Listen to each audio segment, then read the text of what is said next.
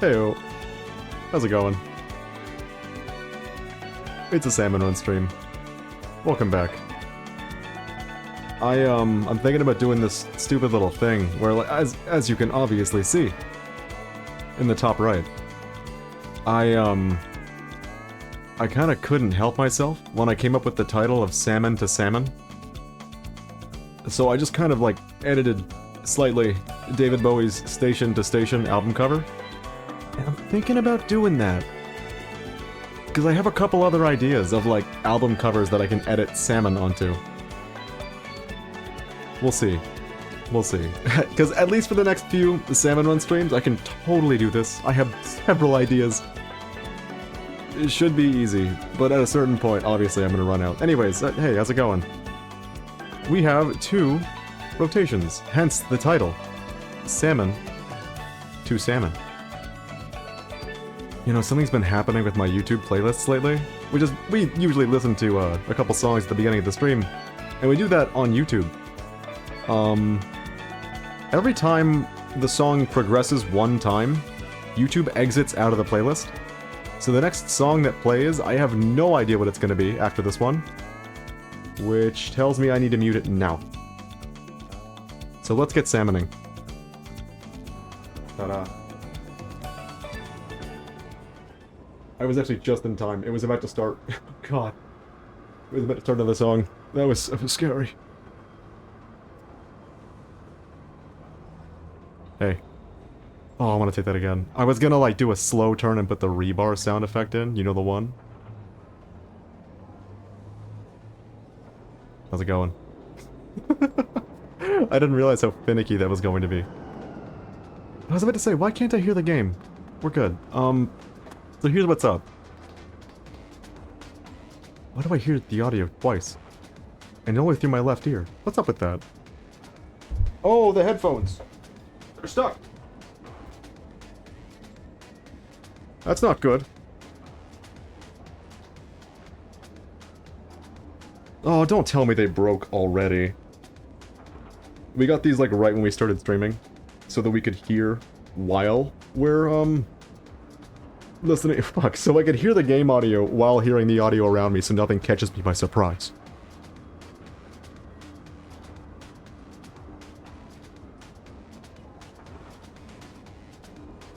But it looks like it's over. Yeah, these headphones are suddenly doing left ear only. Nope, that was just me, standing where I'm standing. There's only audio coming out of the left! Okay. I pranked myself. Here's what's going on today. We have like a 3 to 4 hour Salmon Run stream ahead of us. We have this on Sockeye Station. Sploosh and Aerospray. A little weird that we have 2 spray shooters. But I don't even care. Because we have the Toothbrush, and we have Rapid Pro. It's gonna be a good one. And on a map that I actually kinda like. And then we have a map that I kinda hate. And Carbon Roller is there. But there's a random weapon, so it should be cool. And also, Boris is there. It's gonna be a good one. We'll see how long I end up, playing it out. But we're starting with this one. So let's get moving. There's something that kind of freaks me out about this weapon. Look at that. 45 damage per shot. That's crazy! Splash gets like 28 in this mode. It's the same gun, but with like a funnel. Is it that different? That you had to like double the number?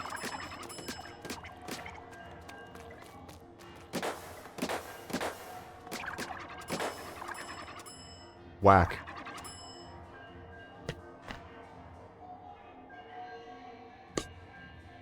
Oh man. I'm not gonna lie to you. My lips are not feeling in it. I know that might be like an off-kilter thing to say, like, what the fuck, talking about your lips? I picked up the trombone for the first time in like a year, 2 years, maybe even more. You might not know this about me, but my degree in college, it was a jazz studies degree, and the instrument I was using to do that was the trombone. It's a very fun, very comfy instrument, but like with a lot of other brass instruments, if you're not, like, playing it constantly. You know, to put it in Splatoon terms, it's like Stamper. If you haven't been practicing it like a ton, you're just gonna play like garbage. You're not gonna do very well at all. And well, I hadn't played it in a year, so obviously.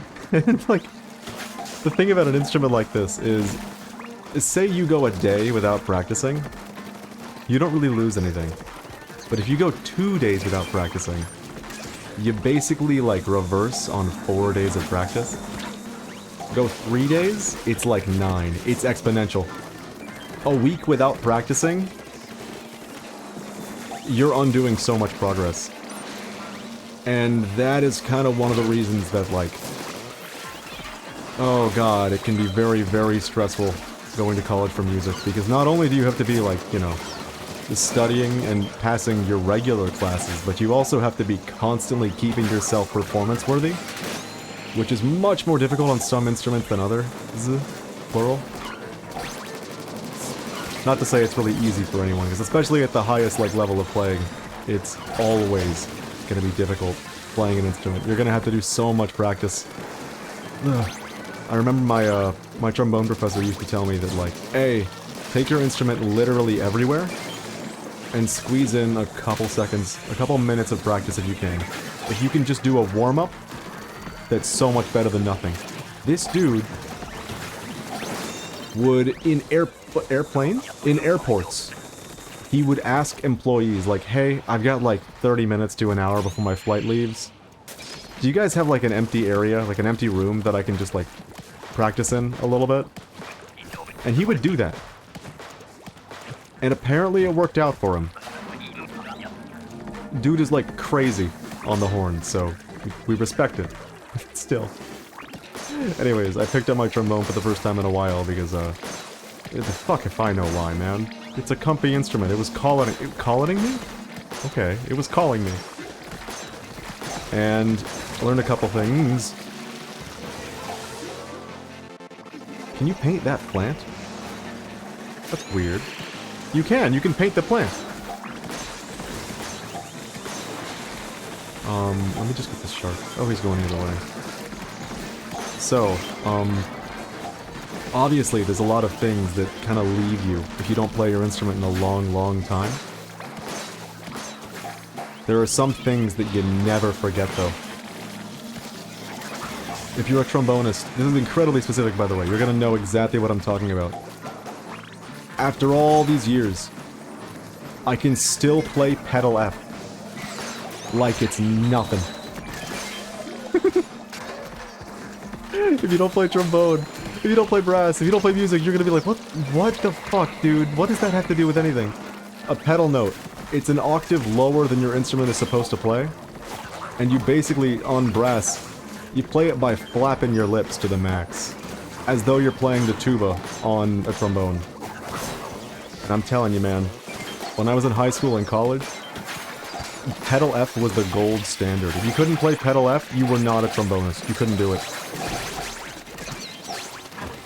I don't know what it was about pedal tones that, like, became such an elitist sport among my niche circles. But if you can't play your pedals, what are you doing? They're not even, like, useful for anything. They're just funny.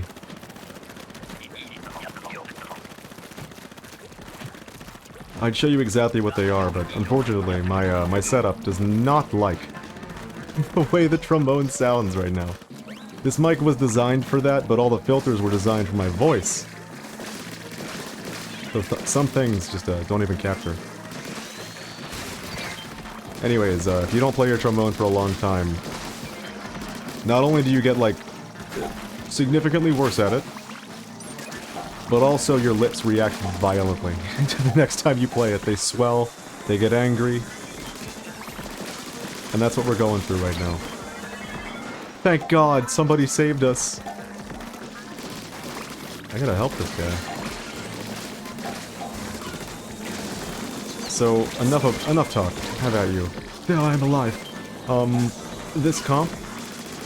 I need to get rid of that. No one else is gonna do it. Might as well be me. I was wrong. Someone else is doing it right now. I'm glad that worked out. This comp. All this trombone talk makes me want to play Trombone Champ again. Ah, what a beautiful game. It's a shame, when I saw Trombone Champ release, I was still, like, very, very hip to trombone. And at the time, all I wanted was a Guitar Hero-like game. Leave me alone. A Guitar Hero-like game that would let me, like, play my actual instrument and kind of try to, you know, force me to do crazy shit and then judge me for it. I would have loved a game like that, and when I saw Trombone Champ, I was like, this is it! Finally! No, not true. Trombone Champ is really, really cool. Unfortunately, when you're playing Trombone Champ well, it sounds like... It doesn't, like... It doesn't capture any articulation whatsoever. And that's the thing about trombone, when you're, like... When you have no valves on your instrument, you have to articulate every single goddamn note. All of them. So it breaks the illusion for me when I play Trombone Champ. I'm like, this is not it. This is not trombone. This is not my beautiful house. This is not my beautiful wife. You're joking. You're actually kidding me right now. I just started streaming. I'm dropping like 40 frames per second. Why? What the fuck did they do? What did they do to my bitrate? What the fuck is this? I'm telling you, this is gonna go away in like 30 seconds, and then it's gonna be like perfectly normal for the rest of stream, and I'm gonna have no idea what the fuck to do about it. I'm telling you, I've done everything, and with these exact same settings, we've been like perfectly fine for entire streams, and we're back to normal, just like that. There will be no drop frames for the rest of the stream. I fucking hate this. I've done everything possible in the settings, I swear it to you. On me, mun.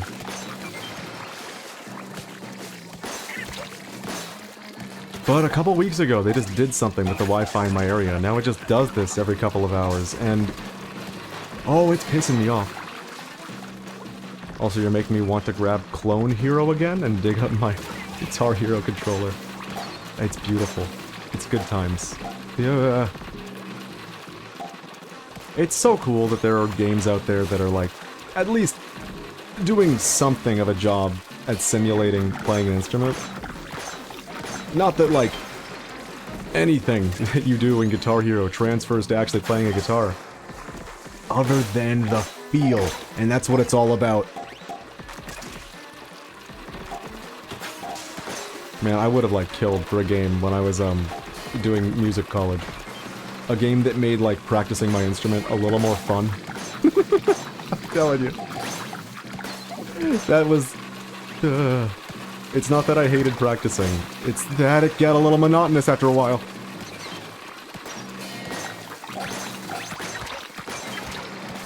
What? What's going on? Why is my bit rate a shit rate right now? I'm gonna scream.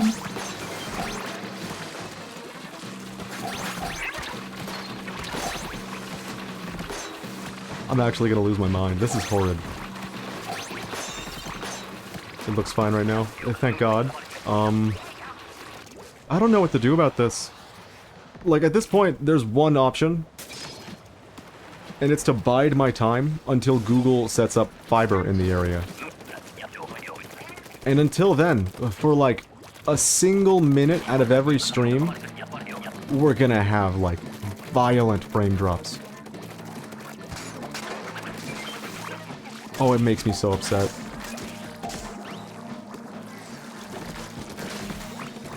I've been hurt before by bad internet. This dredges up the trauma.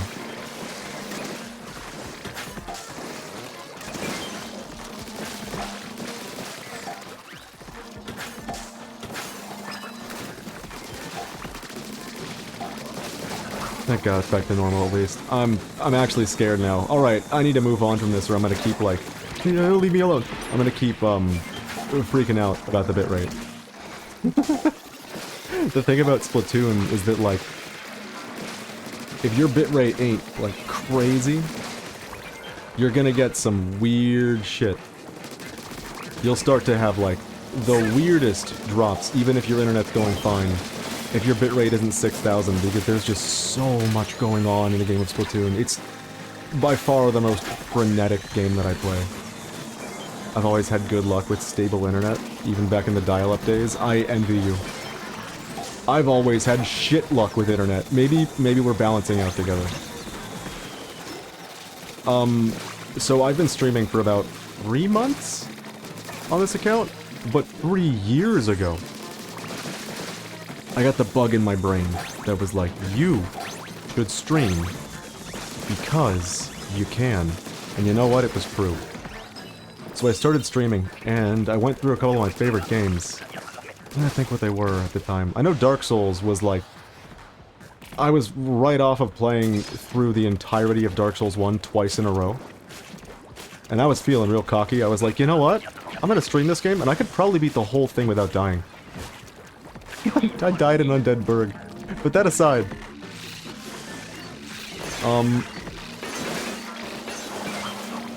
I am gonna die. I sat up to play Dark Souls, and 2 streams went by perfectly fine. It was good. We had a good couple streams. And then all of a sudden, out of fucking nowhere, halfway through the 3rd stream, something starts happening. I've probably told this story before, but if you're a streamer and you don't like repeating yourself, you should probably not be a streamer. I, out of nowhere, experienced a bitrate of 0 that would last for 2 seconds and consistently occur every 5 minutes. So every 5 minutes the stream went down for a couple seconds, then it was back up. This shit disturbed me to such a degree that I kind of vowed never to stream again until I have internet that actually fucking works for it. And I swear, seriously, I wasn't gonna get started with consistently streaming until I knew that the internet would be kind to me. And well, for the last, like, year, my internet was working very well, because we switched, providers, we switched our router setup, we switched a lot of things.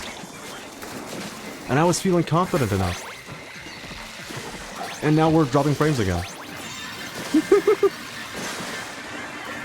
I'm gonna cry. No. Why? Why must this happen? Alright, it's stabilized. I don't know what to do with that. Anyways, I was like, I'm not gonna stream until the bitrate... until everything's fine, until I can trust the internet again. And I could trust the internet again, and we started streaming again and it was fine for 3 fucking months. And now, as if from nowhere, I am an idiot and thought this was a normal round. I told the story a couple days ago, how like 3 weeks ago, some strange men showed up in my backyard with a cable that they said they were gonna bury. It was a TV cable, and they're like, we're gonna bury it. So we put up some flags, it says, buried cable, and we're gonna bury it. And they never did, they just kinda left it out there. So there's still a cable in my backyard of just like, with a bunch of flags next to it, unburied. Oh, that was a cool little jump rope jump scare. And ever since they fucking did that, with the TV cable, my internet's been doing this. With the frightening drops.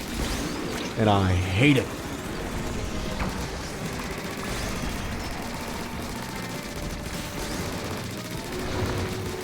I'm gonna use the creep slider starting now.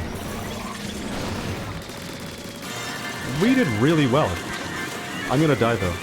Yeah, good job everyone.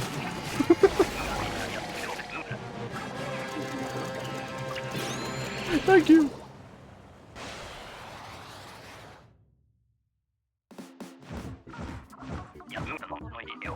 But since we started today's stream, a good 12% of the stream has dropped. So I don't know what to believe anymore.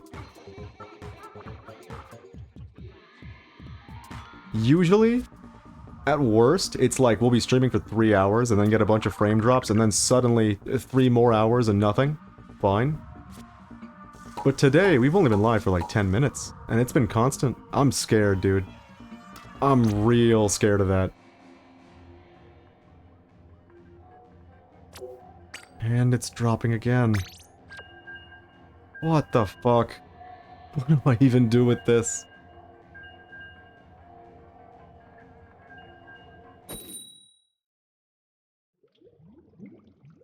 New Descent into Madness just dropped.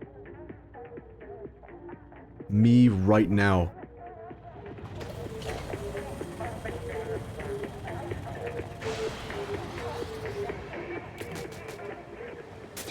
I'm gonna have to keep my eye on that little number in the bottom right of my OBS panel, because I don't know what the fuck is going on. I can assure you that I have a computer powerful enough to handle this, especially considering it's a game that I'm not even running on my PC, and we've had Monster Hunter Wilds streams with no frame drops. So I hope now you're as lost as me in terms of how the fuck this is even fixable. Let's forget about that. Oh, I keep trying to forget about it, and then I look back and the number's like shit. No. My missile man. Oh god. Oh god, something horrible just happened. Something genuinely horrible just happened. This has never happened on stream before. New problem just dropped. God damn it. I use a TV that's very fucking old. Not a CRT, not quite. I am a Melee player after all, I have a CRT. But this is not it. Oh, come on. Work with me here. Anyways, here's what's going down right now. My TV just shut off. Like, no, it just kind of changed sources. So I went from being able to see everything to having a blue screen. This is the struggle stream now. We're officially struggling. I am basically looking at the tiny window on my monitor right now to figure out what the hell's going on in the game. Because my TV has changed sources.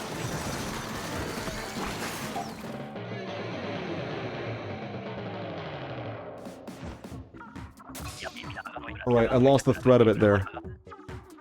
Here's what I was saying. Because this TV is so old... Tiny window with input delay as well, yes indeed. Because this TV is as old as it is, I got it in college with my college buddies. We split... we split the bill for it, and then I got to walk away with it because no one else wanted it for one key issue. It has no sound. But it's fine, we got a soundbar, it works fine. But for one key problem that it's developed.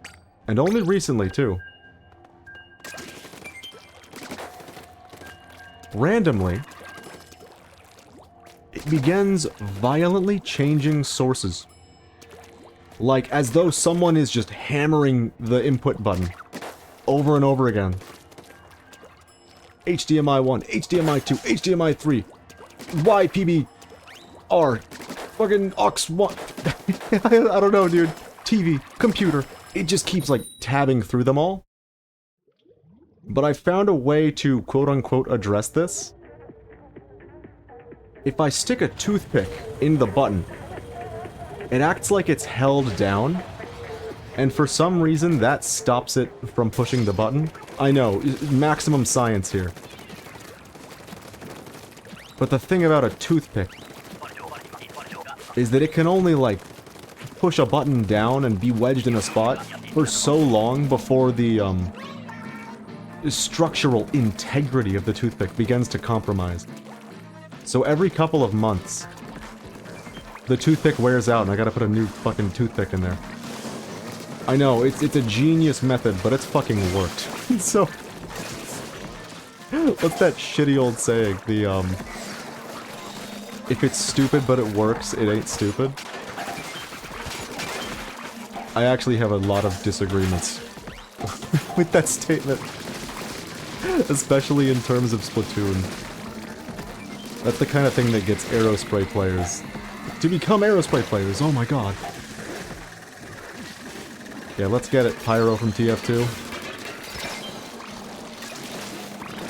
Is that Pyre or Pyro? I'm gonna assume it's Pyro and then be wrong. Ugh. Alright, but enough talk. I wish to mention this... It's Pyro? Thank god. I love that. Thank god the Pyro from TF2 showed up. There he is.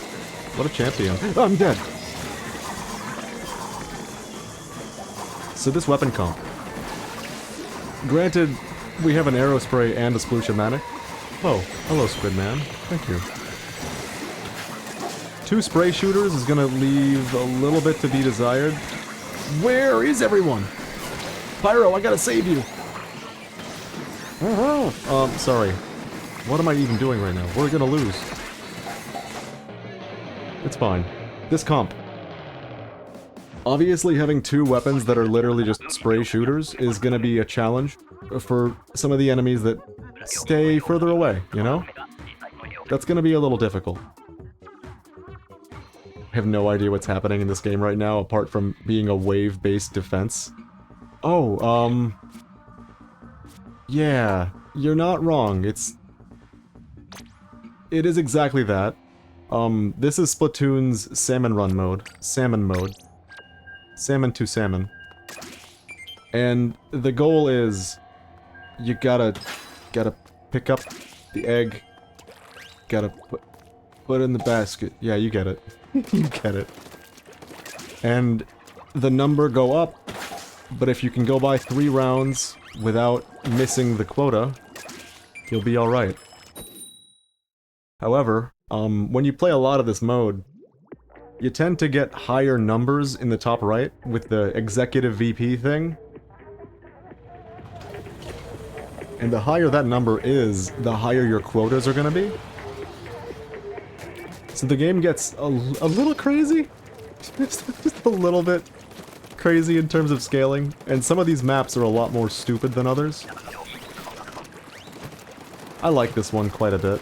Even though it's a little, let's say, like, limiting. Obviously, there being, like, just that for high ground is a little challenging. But you have 2 ways up here, so that's cool. But in terms of comps, we have 2 weapons with, like, no range whatsoever. But they have high paint and decent DPS. So that's gonna be not horrible. However, the other 2 weapons are fucking fantastic. So that should compensate for any weaknesses. Although if it's, you know, as it is, literally 2 spray shooters, that's a lot to compensate for. Luckily, the toothbrush weapon is the best weapon in the game. Like, there is no contest there. Toothbrush is the strongest weapon in all of Salmon Run. I don't even, like... it's not even a question.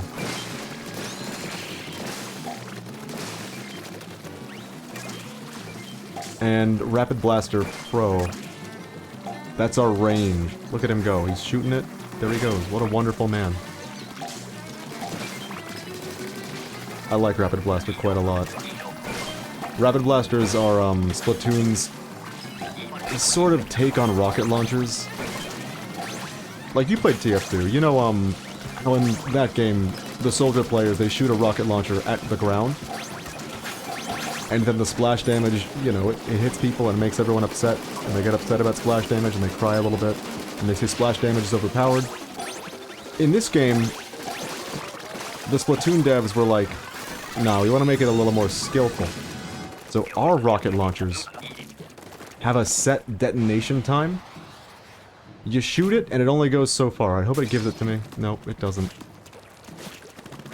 It has a certain distance it goes before exploding, and if you hit like a wall before that distance is reached, you just get like a shitty tiny little blast that does nothing. So the blasters in this game are like, in my opinion, some of the craziest weapons in any video game. It's like a grenade launcher from Halo Reach, but you don't get to choose the timing. And because like it's so niche and specific with how it plays, I think I added a TH to the word plays just now. I think I said played. because of the way it plays, I always assumed it was, like, more or less a weak weapon. Because it has to do things very specifically. Like, if you're familiar with the whole generalist versus specialist debate, obviously the shooters are generalists, because they can do pretty much everything and do it well. And the blasters would be the specialists, because they're only really good at fighting people. But they're so good at fighting people. That AoE, usually coupled with like a clean two-shot, it makes for some really good weapons. Alright, this time we're dropping frames, but it's not... it's not the internet, it's actually the game. Being on the Switch. Look at him go. Good work. I must live. And learn. It's looking a little testy, I'm not gonna lie. So, this is high tide right now, and we have a very, very small area to work with. Oh, no one's been putting eggs in the basket. We gotta go. I couldn't do it. Oh, we were one away. But it's a fun little mode. It's a little repetitive at times, but so much can happen in the mode that... I don't know, I don't get sick of it too often. Plus, the rotation, or the weapon comp itself, changes every, let's say, day and a half. Right now we have these weapons, but in about an hour and 30 minutes, we're gonna have a completely different set of weapons. One of which being a random weapon. So every single wave of every round, we get like a randomized weapon on our team somewhere. That's fun. There's enough nuance in this mode that it keeps me coming back, and frankly, there are times when I think I play it even more than the actual PvP mode in this game. But I like both. If you haven't played a lot of Splatoon, it's a good thing we've been talking about TF2, because it really is just like a different flavor of TF2. And that might sound like exaggerating, but there are so many weapons in this game that's like, okay, that's just the loose cannon from TF2. That's just, Demo Knight has a charge.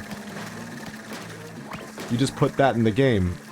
And it's a team-based shooter, so the only, like, real effervescent difference is ink on the ground and how that's tied to your mobility.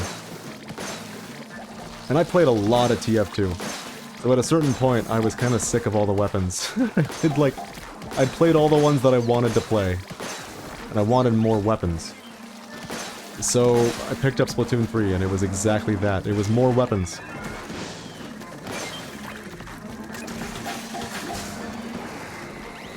And now here we are. I think my Splatoon 3 playtime... I think it's really close, actually, to my TF2 playtime now. I've only owned this game for like... oh god. For like a year or two? And TF2 I've had like since it became free to play. My TF2 time is 2,000 hours. Whoa! I should be dead. My Splatoon 3 time is 1,655 hours. I don't know. Something about the game being portable.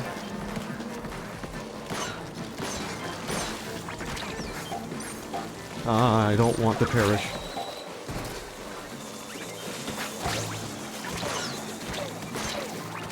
But I've played a lot of this game. It's very, very fun. And if you're just looking for a new flavor of TF2, you can't really go wrong here. Unfortunately, when I started playing this game, it was still getting updates, which was one of the reasons that I was so happy to switch over from TF2. No longer. We still get, like, patch notes every couple months or so, but that's it. I suppose that's better than 7 years of literally nothing, but... it's always a sad thing to see your favorite games completely abandoned by the developers.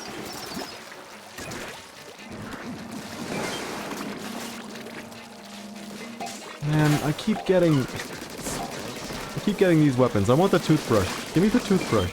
It makes me feel very good. I wanna play Demo Knight. The toothbrush is the Demo Knight weapon, by the way. They also put the sticky bomb launcher in the game, I don't know, man. The TF2 comparisons, they just, like, they make themselves.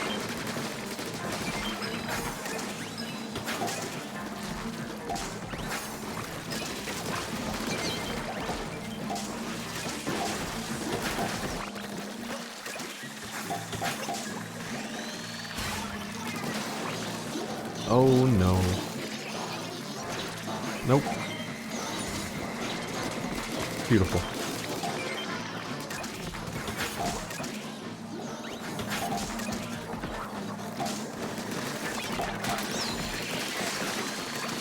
You know what? I think I was sleeping on this comp, actually. It didn't seem like it was going to be very good because of the 2 spray shooters. Turns out, Sploosh's DPS is actually completely insane. I can just mow down crowds with this thing. I was definitely underrating it. I do wish Nintendo would start putting their games on PC as well. Totally fair. Oh man, what I would give to not have to pay $500 to play Kirby Air Ride 2. If it was only on PC...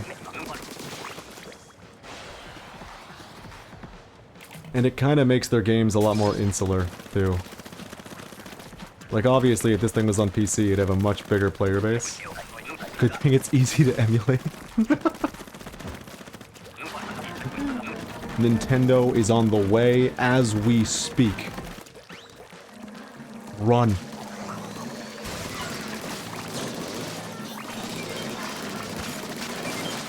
Wow, I can't imagine how, this game would play emulated. It already struggles in the base hardware, and that's when it's optimized. I still use, Citra for 3DS emulation, and, like, that is one unwieldy, like, deprecated piece of shit. And it's still the best way to emulate 3DS games. Man, it's such a shame that, like, the legal precedent for, emulation is as strict as it is. At the very least, it's nice that we can still play these video games emulated. At all. Without inviting legal repercussion.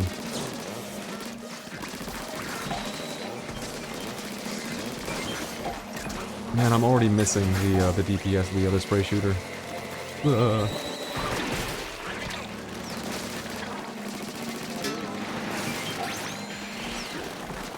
But I'm a very big proponent of emulation.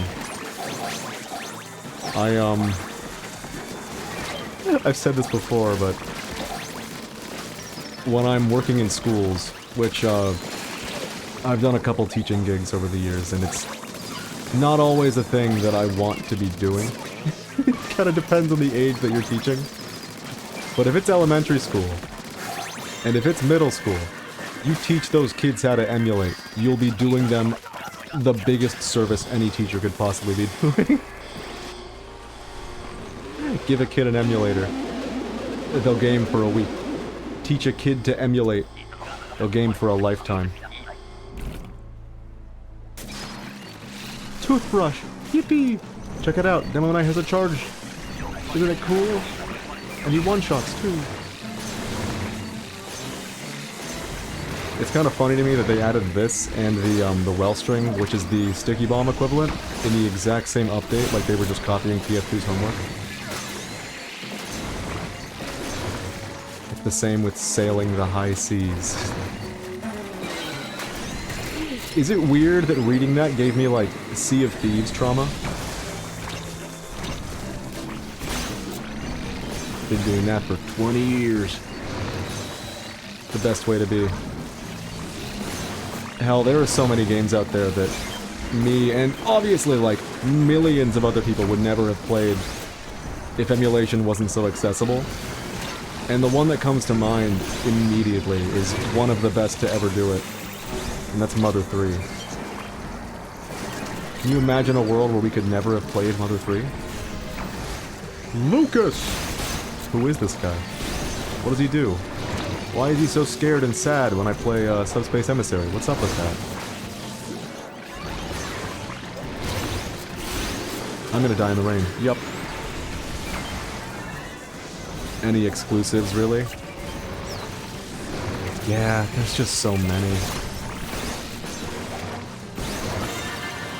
Wow, that's 2 for 2 in terms of big salmonid destruction. That's pretty cool. I guess this comp is, like, really good for it.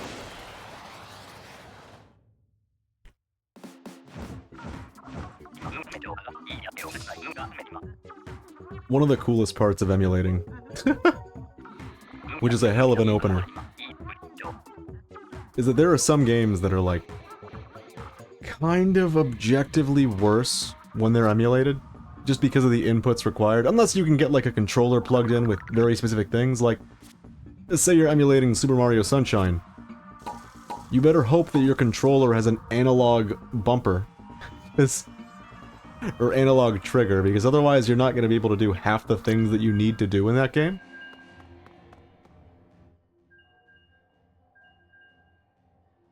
Hell yeah, brother.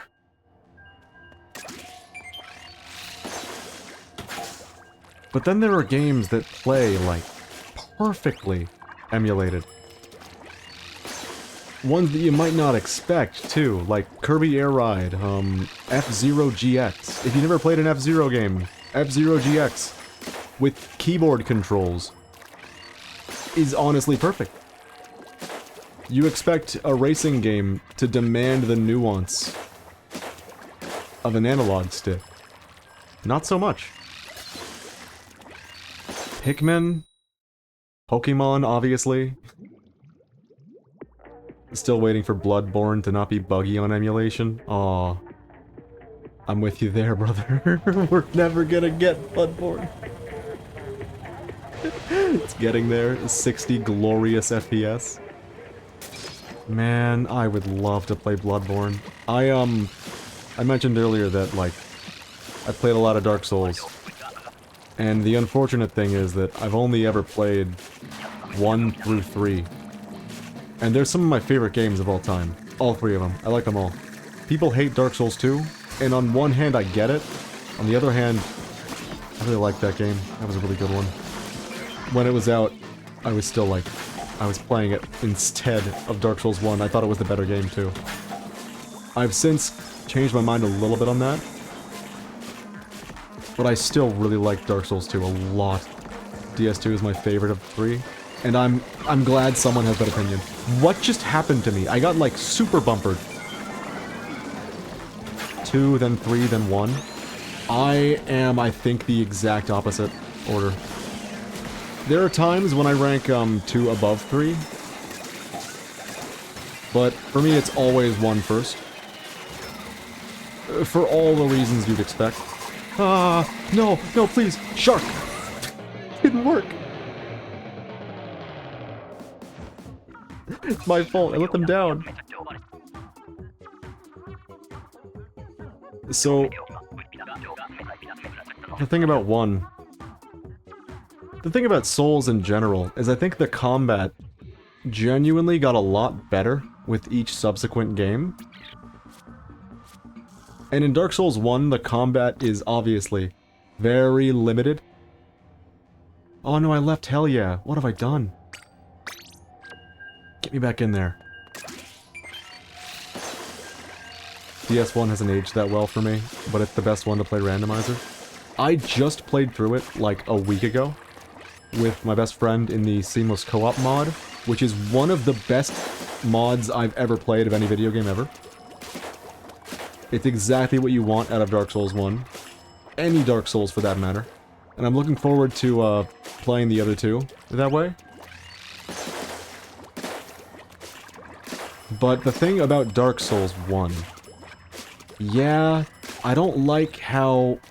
Say I'm locked onto this dude, I can only dodge around him to the left, around him to the right, straight back, or straight in. That's a little frustrating.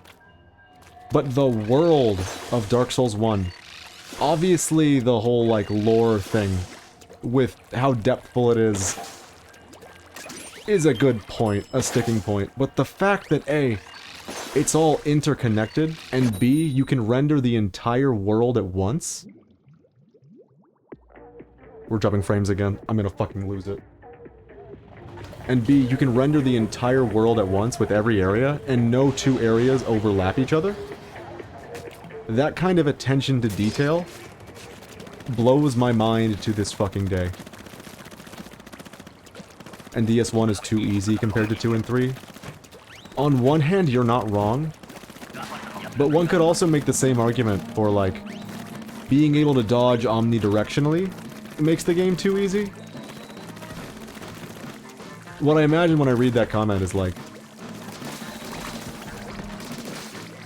in Dark Souls 1, you can shield like 90% of things and get away with it scot-free. Shield was just incredibly strong in Dark Souls 1. It kind of, over-centralized the gameplay a little bit.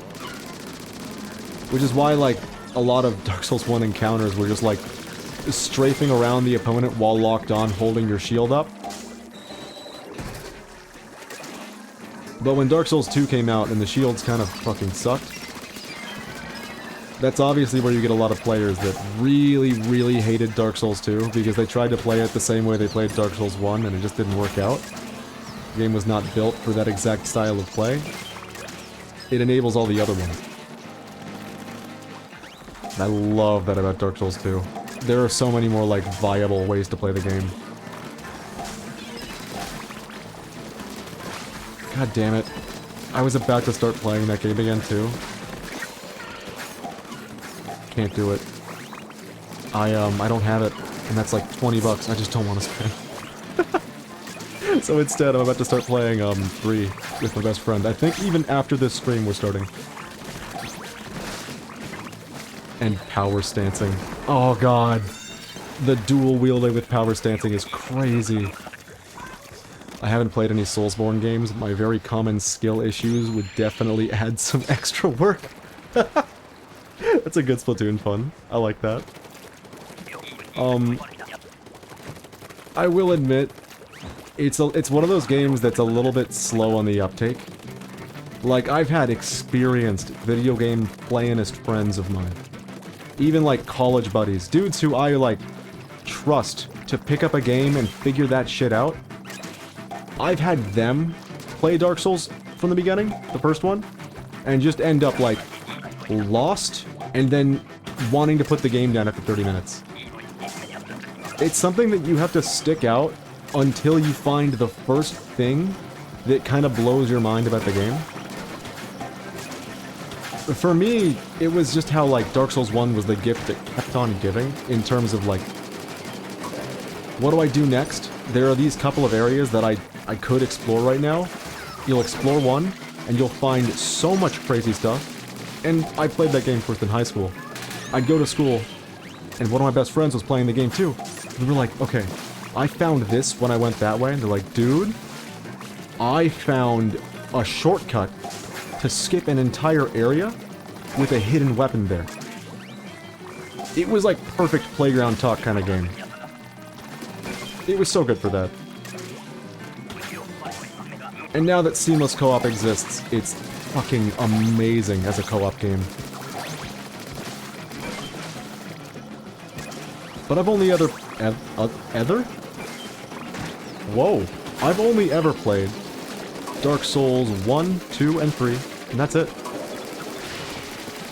I've heard an infinity of good things about Bloodborne, and somehow even more good things about Elden Ring. And I know I'm gonna love those games.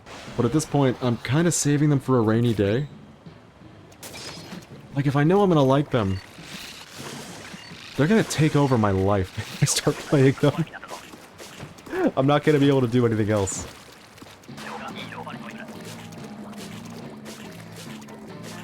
That's kind of one of the reasons I've been holding off, because I know I'll fucking love them.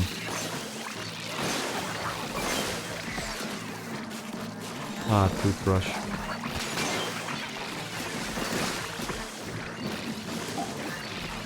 Yeah, those games are fantastic. The only downsides with ER is the size of it. Is it like, it's too big, right? I haven't heard anyone say that Elden Ring is too small, so that's my only assumption I can make. First playthrough was 100 hours for me. I'm a Xenoblade player. That shit does not faze me for a second. My first Xenoblade 2 playthrough, I beat the game after like 180 hours. Me, I don't think I'd do well in this difficult game. Also me. Alright, time to... Alright, time to try beating Celeste Chapter 9. Oh man. That's another one that I need to keep on my list. There are so many games out there that I've heard nothing but good things about, just never got around to playing. Everyone who's ever played Celeste and talked to me about it has told me it's fantastic, by every possible metric.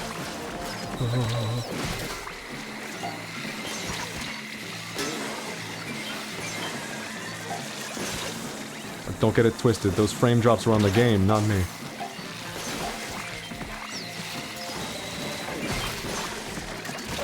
Oh.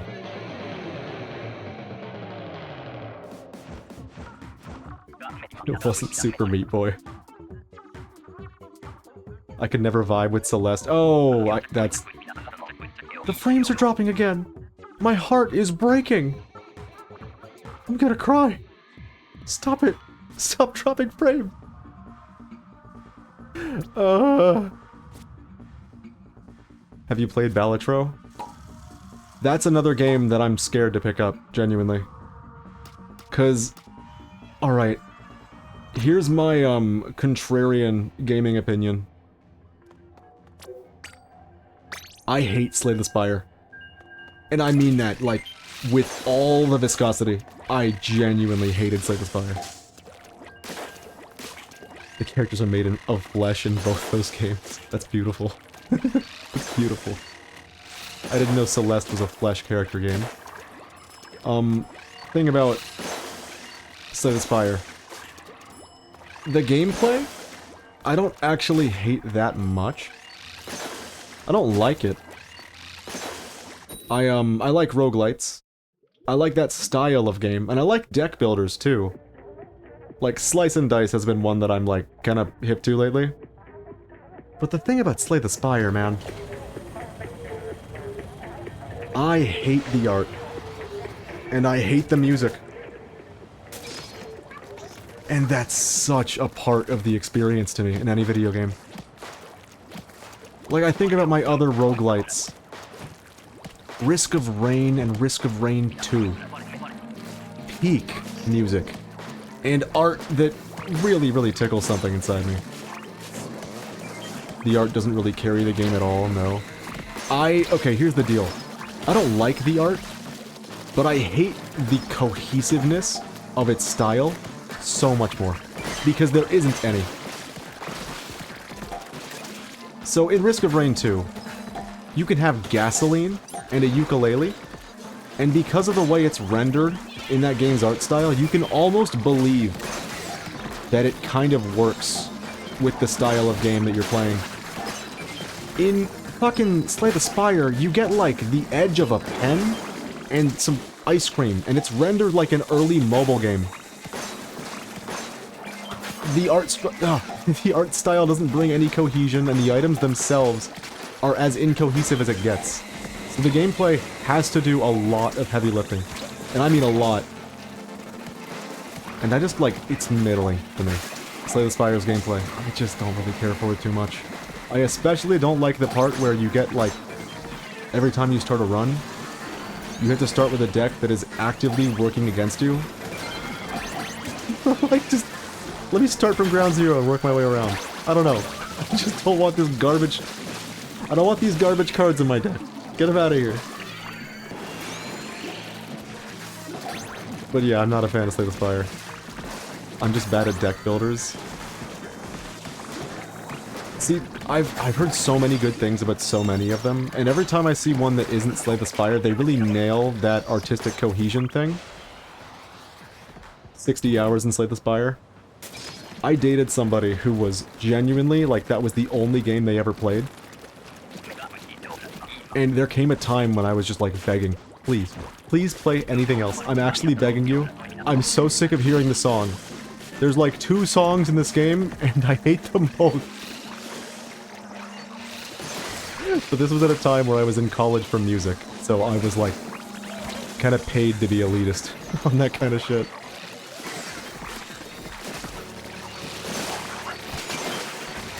But I've heard amazing things about Balatro. And luckily I can tell just by looking at it. That art style is perfectly cohesive. I'm dead.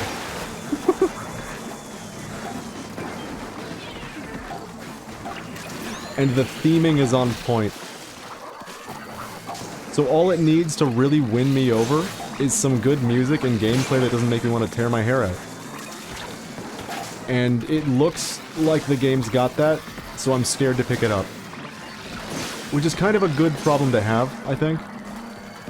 If you're not picking up a game because you know you'll enjoy it, I think that's a good thing. It means you can save it for a rainy day. When you're, like, bored with all the games you have. I find Balatro to be really boring to watch, gameplay-wise. I'm not surprised by that. I think most deck builders kind of are that way. It's probably really fun to actually play yourself. The thing about, like, any roguelite in that style is that if the person streaming it is not, like, properly, what's the word? Articulating the narrative that the run is bringing. Because that's the cool thing about roguelikes. Every single, like, run kind of has its own narrative. Like, you play Risk of Rain 2. You'll be freaking out constantly, like, I do not have enough movement items? Why do I have 9 cans of gasoline? That does not stack that well. Please tell me this item is going to save the run, because we need something with movement. You can articulate that stuff. Let's just go left this time. We always go right. Why not? I'm getting really close to 50 hours on my main Celeste file. I have more hours in total because of speedrun attempts. Now that's a fun game to speedrun, if watching streams of it has told me anything. I hope there's not too much, like, nonsense. Too much speedrun nonsense. Like the nut clip from Mario Odyssey.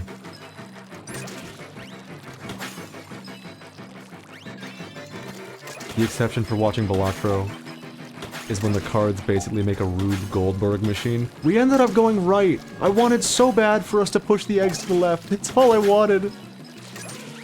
But here we are going right again!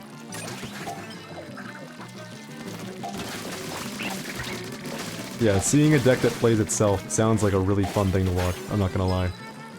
And seeing how that just breaks the game, like, Luigi wins by doing nothing. Time to install Risk of Rain 2 again. It's not fucked anymore. Isn't that good news? I talk about it every single stream, and you know it's a Mumph stream when we're talking about Randy from Gearbox, and the things that Gearbox has done that wound me to my soul. But it's fun to play again. I remember back when they straight up broke the entire video game. I'm out of here. Can you do this?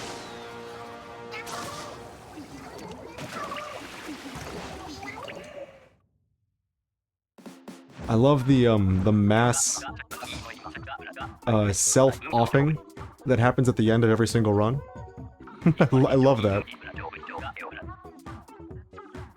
The speedrun nonsense in Celeste is mostly doable for beginners and incredibly fun. I love momentum. Rah! That's good. Speedrun nonsense is always scary.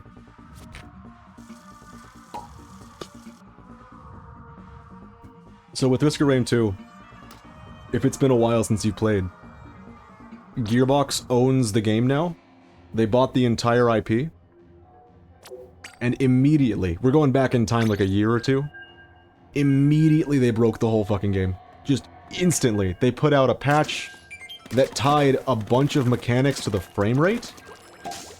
So if you're running the game at like 120, suddenly the wisps are like on crack. They are just moving and moving and they never stop. Which means they also attack faster as well. And there were so many enemies that were like that.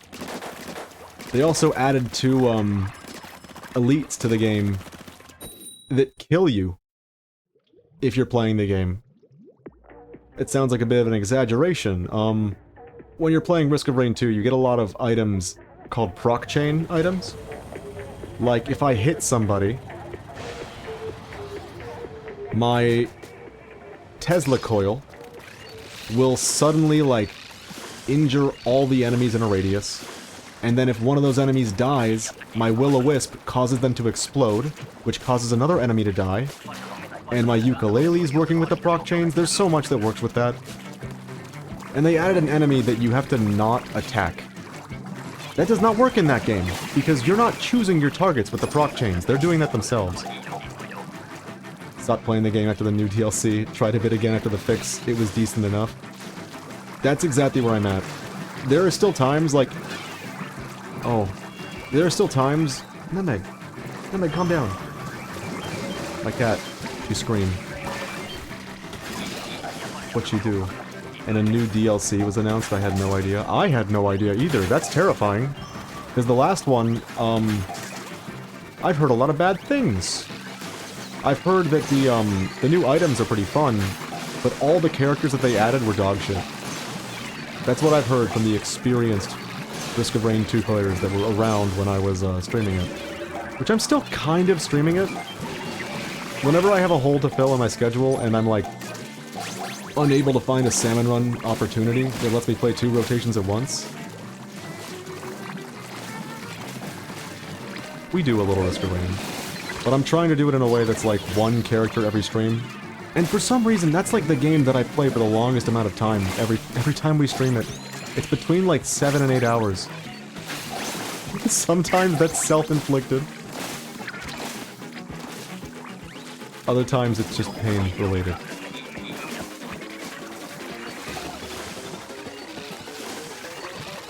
One of the new survivors has a super annoying DDR input attack that just pissed me off. Why would they do that?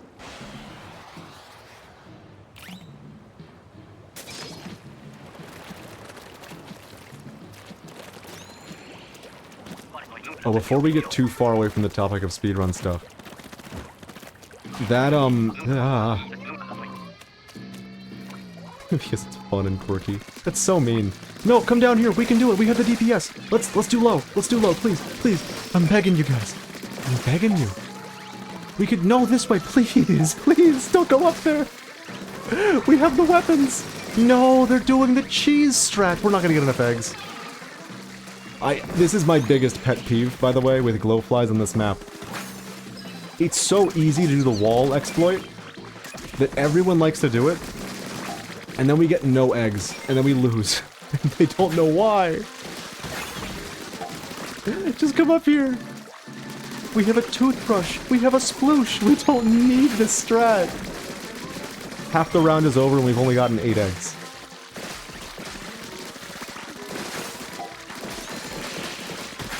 Oh. Oh, it's hurting my feelings. So I've mentioned a lot that I'm a melee player. And not so much these days, but given that it's the game that I've spent the most amount of time playing in my life, I will never not be a melee player. Even if I'm not playing the game. I put 10,000 hours into melee, goddammit. Forever a melee player. So I'm used to frame-perfect inputs, is a thing that I would like to say. I mean, if you're not inputting your wave dashes frame-perfect, you're gonna get a worse wave dash. That's just the way it works. Please! Please, guys! No! It's making me so sad. We got by the skin of our teeth. It was so close. It was so close. That cheese strat drives me insane. I cannot count how many times I've lost glowflies because the team is committing to a cheese strat that they don't need to commit to. Anyways, melee. I like to think that I'm used to doing frame-perfect inputs. Did we get 2 Mudmouth in one run? Okay. But then, like... Then I pick up a speedrun. Like, melee as an example, I was trying to think a long while ago about what game I would speedrun if I were to speedrun any game, and obviously, melee, that's my 10,000 hour game right there. I play a lot of melee. I'm gonna speedrun Melee, but how do you even do that? What can you do? Well, Melee has adventure mode. And that'd be pretty fun to breeze through. It's like a 10-minute speedrun. You can go through that lickety-split. And the entire thing is frame-perfect inputs. The whole fucking run.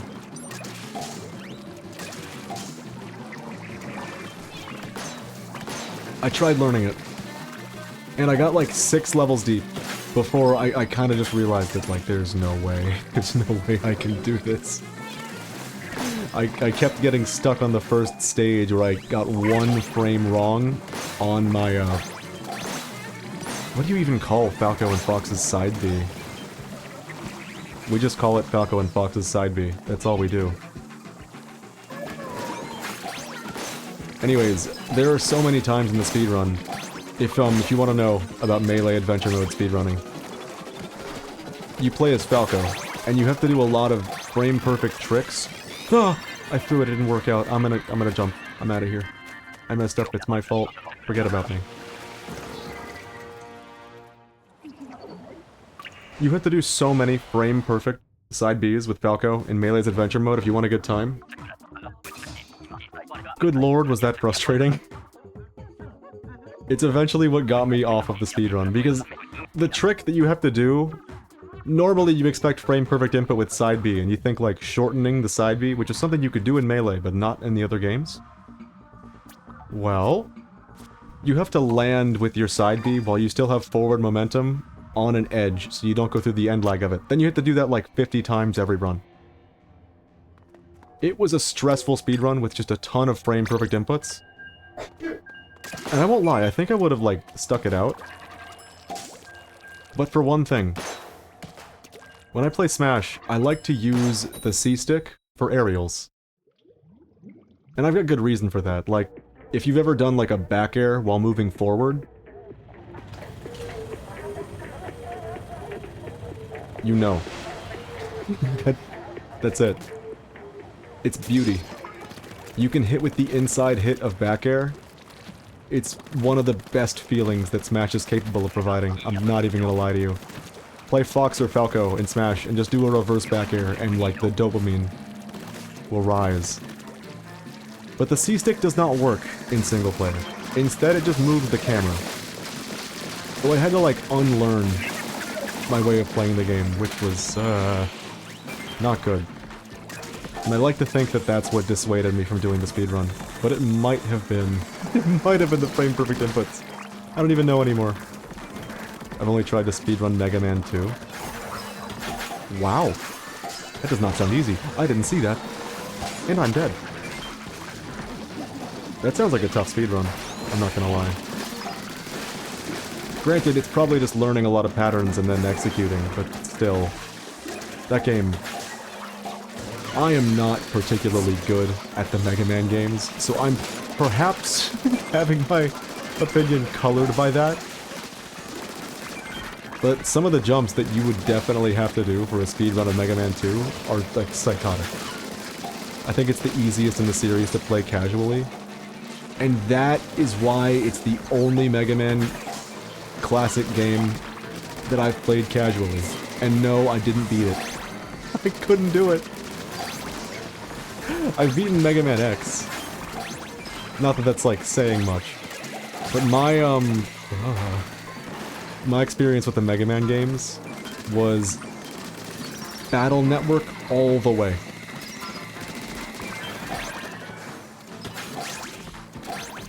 And it's the one with the best music of the bunch. Now that does not surprise me. It has some pretty banging tunes, I can't lie about that. Man, when I was very, very young, I had a Game Boy Advance. And by, like, some happenstance, I ended up with one Mega Man Battle Network game. And I got stuck. I couldn't get very far in it.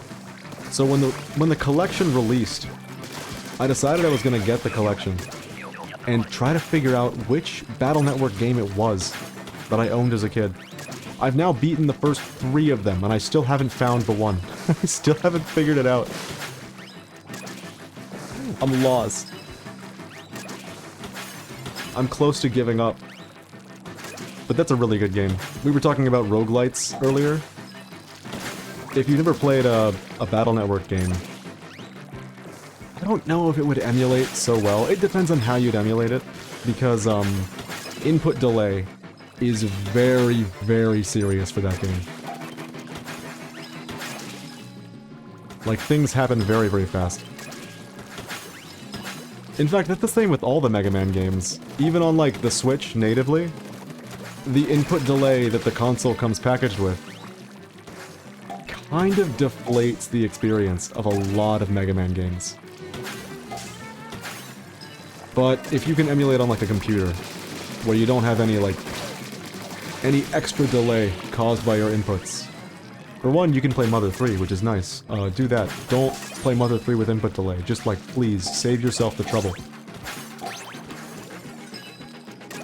But if you could emulate it on something without input delay, I imagine Battle Network would play very well. And we were talking about a lot of roguelites earlier. I've seen... You know what? No, I own it, don't I? In fact, it's downloaded to my Switch right now. Someone made a roguelite Mega Man Battle Network combat system game. Which the combat system, that's what I was saying, it's so weird. It's unique to, like, every other video game out there. I've never seen anything like it. I wonder if I have any clips of it that I could show off. Probably not. Anyways, someone made a roguelite using it, and they called it One Step from Eden. And that game is very, very cool. It's such a unique combat system, and it makes me glad that, like, someone liked it enough to make it the combat system for their game. The backstory of Mega Man 2 is kind of interesting. They weren't supposed to make it since Capcom didn't want to make it, so they made it in their spare time instead. Why does that keep happening? All the best games have some stupid, like, story of this should not have been able to happen, even. Mother 3, Melee. I didn't know Mega Man 2 was in that group.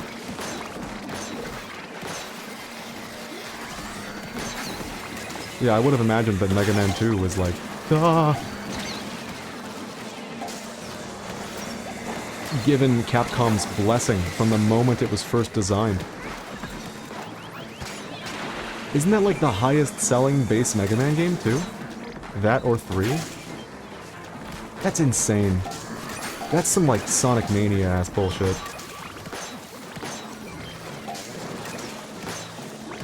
I'm still laughing about that one, by the way.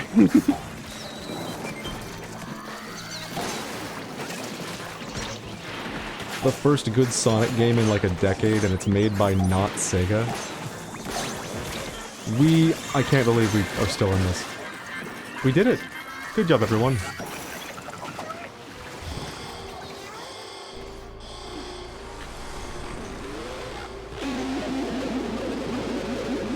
Alright. Water bottle noise. I knew it was gonna capture that time. Don't ask me how I knew. I knew the mic would pick it up. But now you know exactly what it sounds like every single time I take a drink. Invariably.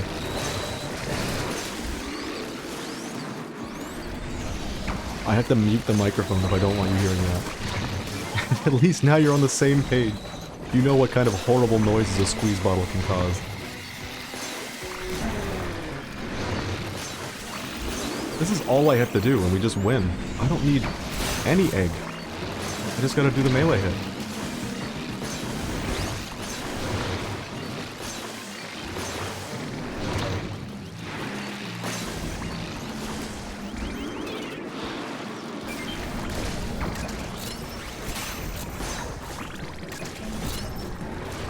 Oh, thank God, the frames haven't been dropping for a while.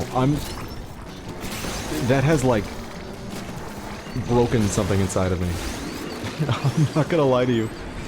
Having sudden and violent frame drops occur without warning, without reason.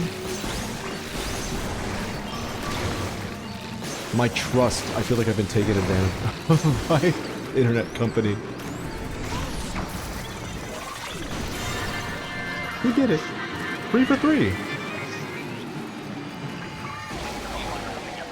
That's crazy to me. I've never had that good luck with, luck? I've never had that good of a rate of success in terms of big boss salmonid. Big boss. What? What do you want?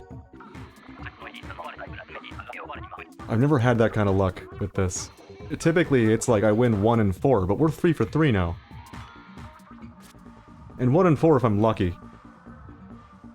Those bosses often come down to team play.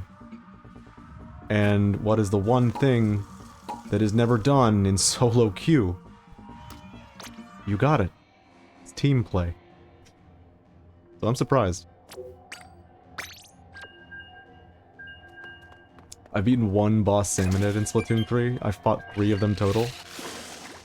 I'm glad. It took me a long time to get my first boss salmonid defeat. Then again, I am... Can I zoom this out? Yup. And then back in. I am at EVP 250, which isn't crazy, obviously, but starting at EVP 200 for this rotation is gonna give me players that are, like, of at least some quality guaranteed. I like to think so. I do notice that, like, when the rotation changes, and I start at an EVP number that's higher, so no one could have climbed up, it's only the people that start with that. And if you don't know this, there's checkpoints with EVP. If you've gotten to 999 in any map, the next time you go to that map, and every other time you do, you'll start at, 400. So when a rotation just begins, and you start at 400, you're only getting other players that have made it to 999. You get some high caliber players is what I'm getting at. I've beaten Boris, and I think I died to Zuna and ran out of time with the other one. Wow, I can't lie to you. That surprises me a little bit. Zuna is so straightforward that for the longest time, I thought the other ones were just really difficult. Obviously now my opinion's changed on that, because, like, with Boris, if you're only hitting the big orb, which we're gonna fight Boris later today, that's for sure. He's in the next rotation. Duh. If you're only hitting the big orb, it's like he's got less HP than Zuna does. But I like Zuna a lot, because the matchup spread is a lot better. Like, with Zuna, I can't imagine a lot of weapons that aren't capable of just, like, shooting at him. But with Boris, there are so many weapons in the game that can't even reach him. But the ones that can, kind of fucking carry. Yeah, Zuna looks like a nice fight. It's not bad at all. Especially when you're like... I got the god weapon, I got the toothbrush for that. Especially when you're toothbrush and you have the craziest DPS in the entire game. Easy money. It was in my early Splatoon days, like 2 weeks ago, probably. I feel you there. I jumped onto this this train a little late. I got on right when Side Order came out. Like 2 weeks before it. And at least there was still content coming out. I feel a little bad knowing that you've joined the game after the content stopped. But to be fair, that's never stopped me from, like, loving certain games. I mean, Melee's content stopped in, like, 2001. And here I am, all these years later, and still, the Melee... What? Still, the Melee meta is evolving. There's something to say about I can speak, I swear it! Alright, who in chat isn't believing enough? Someone is not believing that I can speak, and I think that's why. I think your energy is rubbing off on me. You gotta believe, okay? Something about a meta with no updates invites player creativity in a balanced field. and seeing what can be done, how a meta can evolve in a meta that is prescribedly stale. You're still not believing. You're doing this to me. In a meta that is prescribably stale, considering that nothing is being updated, it's interesting to see how things can still evolve. That's what I'm getting at. I really like that about a lot of games. Oh god, not the laser! Yeah. Yeah, that's about right.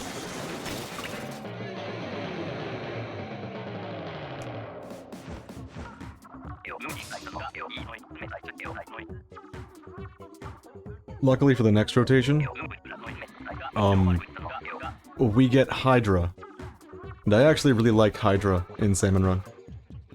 It's a struggle of a weapon sometimes, considering that you have to spend so long charging, but... you know. Deadly laser. High DPS. It's gonna be great for Boris. I play Alleyway for the Game Boy on my 3DS on purpose, and I love it. Can't wait for the new DLC. Wait. Alleyway for the GB. We are talking Game Boy, right? I'm not like making up what that stands for. Am I? Can't wait for the DLC. Yeah, Game Boy. What fucking Game Boy game is getting DLC right now? What is this? Why did I forget to queue up?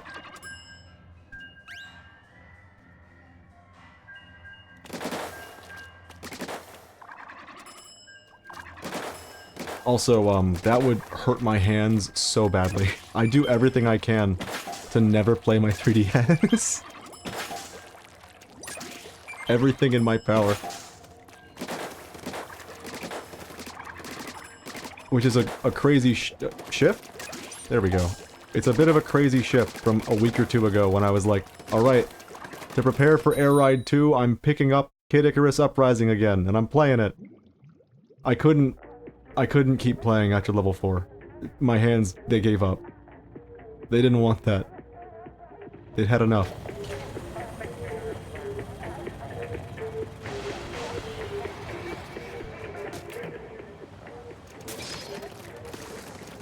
My 3DS is mostly used for my third Miitopia save file.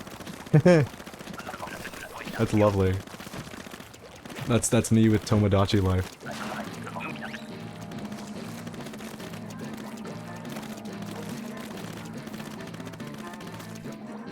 God damn it. I'm so excited that thing got a sequel. It's been so deserved. It's been a long time coming.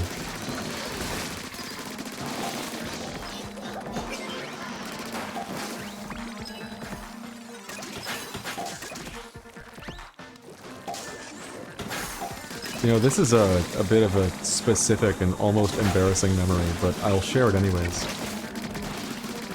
Back when Tomodachi Life was coming out, I wanted to know if I was gonna like the game. Ah! We're gonna die, Toothbrush Man. We're gonna die. I'll help. I'll save you. So... it looked like the kind of game I would enjoy, and I couldn't quite make up my mind on whether or not I should buy it. And obviously, when you're in, like, high school, your funds are fucking limited. So... I looked at the game, and I was like, I'm just gonna watch someone's, like, review of the game. And at the time, there were very few creators out there that I, like, put stock in the things they would say. And one of them was Peanut Butter Gamer. And I must have watched the video of him covering that game like 10, 15 times before actually being like, yeah, I think I would enjoy that. I was like combing over it for every detail. Like, I could almost recite like word for word some of the dialogue from that video. It's a time capsule is what it is. Rhythm Heaven and Tomodachi Life in the same direct as Peak. You're not wrong. Actually, I think I prefer the direct with Mario Party Jamboree. Mario and Luigi Brothership, and a couple other cool stuff. Or a bunch of other cool stuff. I don't know where the word couple came from there. Oh man, what a letdown Brothership was.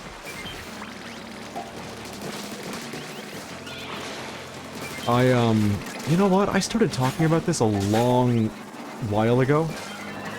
And I mean that in internet time, so only like a month ago.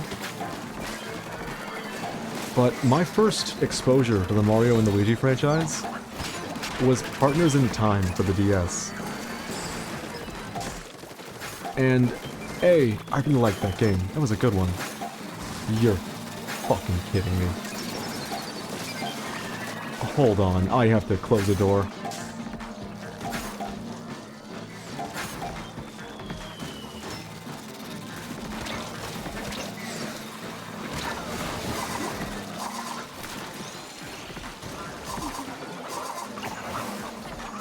Oh man, this family. They do not care if somebody's recording. Oh, you're recording? Alright, I'm gonna put on the industrial fan in the next room. And I need it on. It's important. Anyways. Frustrations aside. Oh, Wavebreaker, go! No! But I was gonna save them, they were fine! I forgot about that mechanic. With some specials like Booyah Bomb, if everyone dies, they'll let the Booyah Bomb play out. Same with strikes. That does not happen with Wavebreaker. Even if that Wavebreaker would have saved people, which I can almost guarantee that it would have, we lose. I should have played towards my life and thrown the Wavebreaker. That would have been smarter. I kind of just like went in there trying to revive, and then I realized I had a Wavebreaker. The Industrial Fan is my favorite Splatoon character. You know, he's almost a recurring, like, character on the Splatoon streams. Which is kind of fucking stupid. I'm gonna break him. But, Mario and Luigi, Partners in Time. I played a lot of it. And I quite liked it. So, I assumed that that was how the franchise played. Because that's just like, I mean, if it's the first game in the franchise that I've played, I'm gonna assume that the other games in the franchise are similar. It turns out that is the one and only Mario and Luigi game that doesn't have like a mana system. And I know, like, a mana system in a fucking Mario and Luigi game, what are you talking about? But to use your special moves in any other Mario and Luigi game, you need to use BP, or Bros points. They are the bros. The brothers. In Partners in Time, you just have items. You use the item, it's a consumable version of your special attack. So you'll have to stock up a bunch of them before boss fights. And I didn't hate that system. Duh. And I expected it to be in other games. So I was kinda hit with a curveball, and that was not what's happening. Those games are fantastic though, genuinely.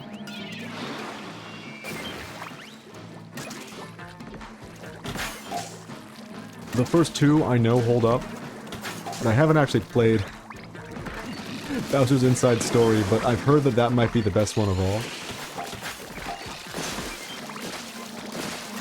I don't know, if you're looking for more franchises to get into, that's always a good one. I talked a little bit about this last stream, how, last Splatoon stream, rather. Don't laser me, please. Okay, I have a job to do. And it looks like my laser locked onto something else through the stinger, so I just wasted a little bit of my killer whale. Anyways, we talked about this a little bit in the last stream, but if you're looking for a new game franchise to invest in, the tried and true method is to go to Super Smash Bros. And look for a character you don't recognize, because to a certain degree, that's usually a seal of quality, a seal of like, this character is attached to their own franchise and there's so much to it that's worth experiencing. Snake, Metal Gear, we talked about Fire Emblem last stream, but I forgot about the one game that I would never in a million years have touched if the character wasn't in Super Smash Bros. And that's Earthbound. A game that is currently in my top 10 of all time. Water bottle is better character. Fuck off. No. He's a recurring character now. What have you done?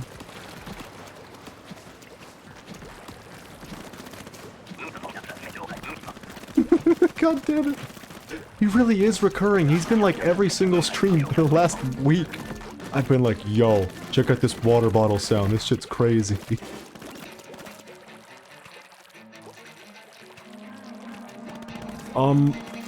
That red Luigi guy looks like he has good games. I have a weird relationship with the Mario games, honestly. I can't think of a single 2D Mario game that is actually a Mario game that I, played all the way through. Yoshi's Island does not count. Because that game I've played all the way through many, many times. But for some reason, Purple Mario is the best. I do like Purple Mario. It's a shame he's not in Smash Brothers. Well, I mean, technically... technically he is. I need to use the laser. That was one hell of a laser use. But yeah, I've never played through any 2D Mario games. Not for lack of trying. Obviously, I've heard a million good things about them. There's obviously something to them, but for some reason the time limit scares me. It prevents me from feeling relaxed, even if it never comes up. Like, you can take your sweet time in a Mario level, and you'll never run out of time. It's just not how the game is designed. But the number being there is threatening. Even though for some reason that effect does not affect me when I'm playing Risk of Rain 2, where the time actually matters. I don't know, man. This is me guessing. The time limit definitely scared me as a kid. The only 2D Mario I beat is Mario Wonder. How was it? Obviously I can't say anything, because I haven't played it. I haven't beat any other ones. I say like, maybe every year or two at this point, I end up giving Super Mario World another try. Oh, that was awful aim. I gotta try that again. Alright, walk off. That was equally bad.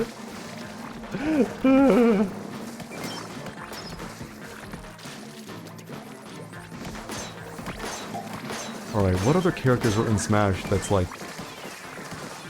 I would never have played this game otherwise, but I'm so glad I did. It's really nice, definitely creative with its concepts, and the extra levels are tough but fun. I did not expect to hear tough with that game. That surprised me. Good to know though. Mario World is likely my favorite of the bunch, and I'm honestly not surprised. I've heard nothing but good things about it constantly, and I love the art style. I really do. I think the art style is gorgeous. Been meaning to get into Mario hacks and beer time? What is beer time? That's a menacing concept title to just drop on me like that.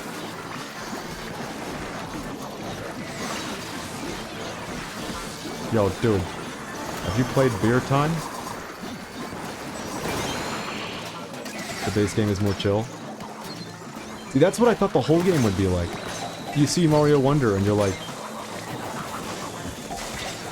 Beer Time is now me and a bottle of beer. Okay. You had me like assuming there was some notorious hack called Beer Time.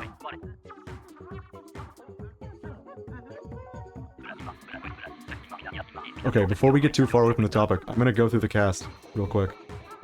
I wouldn't have played Metroid if not for Smash. 100%. F-Zero probably as well. I'm gonna have to go game by game. I think those and Earthbound are the only ones that I could think of. There probably is a hack called Beer Time. I could believe it. If it's not, we gotta make that shit. It's like, Mario drinks a glass of milk. The sequel trilogy. Beer time, wine time, liquor time. This is a horrible concept. Nope. Nope. There's a hack called Fresh Hops. I like these. I'm in a similar place where, like, ROM hacks are something I've been wanting to get into more. But for me, it's Pokemon right now. Like, there are so many really good Pokemon ROM hacks out there. And the ones that I have played kind of blew my mind, like, Fool's Gold, where it's just Johto, but the types of every Pokemon have been A, changed, and B, the Pokemon's been redesigned around the new types. You have, like, Ice Cyndaquil and Flying Totodile. I love that shit. That was so cool. It just made me want to play a million ROM hacks. That's what it did to me. In Fresh Hops, Toadette sets out on a beer tour for the ages. 14 of my favorite craft beers have been translated into Super Mario Kaizo, because why not? Oh, that's not Fresh Hops. That's the original concept. Good concept. Mario! Can I do a Toad voice without leaning into it? I don't think so. I give up. I'm still scared to be too loud. I don't think my mic will handle a Toad voice very well. Like, that's not even mentioning my throat. I like the idea, though. Mario, someone stole all the beer in the Mushroom Kingdom. And you gotta help us! Yoda. That's my Yoda noise. Patented. There are so many stingers. Stop it. He's still alive.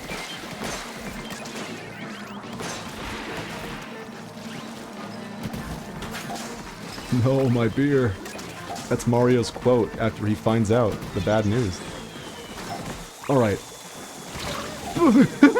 Instant death. That scared the shit out of me. Okay, real quick. Other Smash characters. Star Fox? Definitely. Would not have... I didn't get the egg. Please, we have to win. We're one egg away. That's so sad.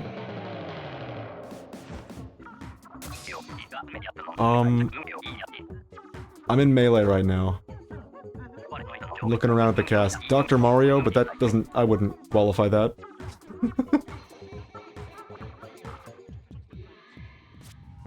Fire Emblem, obviously, but we mentioned it already. You know, this is actually an interesting one. Game and watch, that's a good point. I don't think I would have played Legend of Zelda if I hadn't seen, you know, Super Smash Bros. For the 64 and been like, this is the coolest character design in the game. Look at his cool hat and sword, I want to play that game. I don't think I would have played Zelda if I hadn't seen it in Smash. Man, I wish they'd put 64 on the Virtual Console, even if it was like super input delay garbage. And if the online is still as bad as you'd expect the N64 online to be, please, let me play the game. I don't care anymore. Alright, we're going into Brawl. Link to the Past is absolutely the best Zelda game. I believe you. I think I've talked about this literally one time ever. But Minish Cap is the one that I grew up with. And we were talking about Mario World's art style earlier. I love the Minish Cap art style. It was like... it was sublime. It was perfect. And so, when I got Four Swords Adventures... was it Four Swords Adventures? It might have just been Four Swords for the GBA.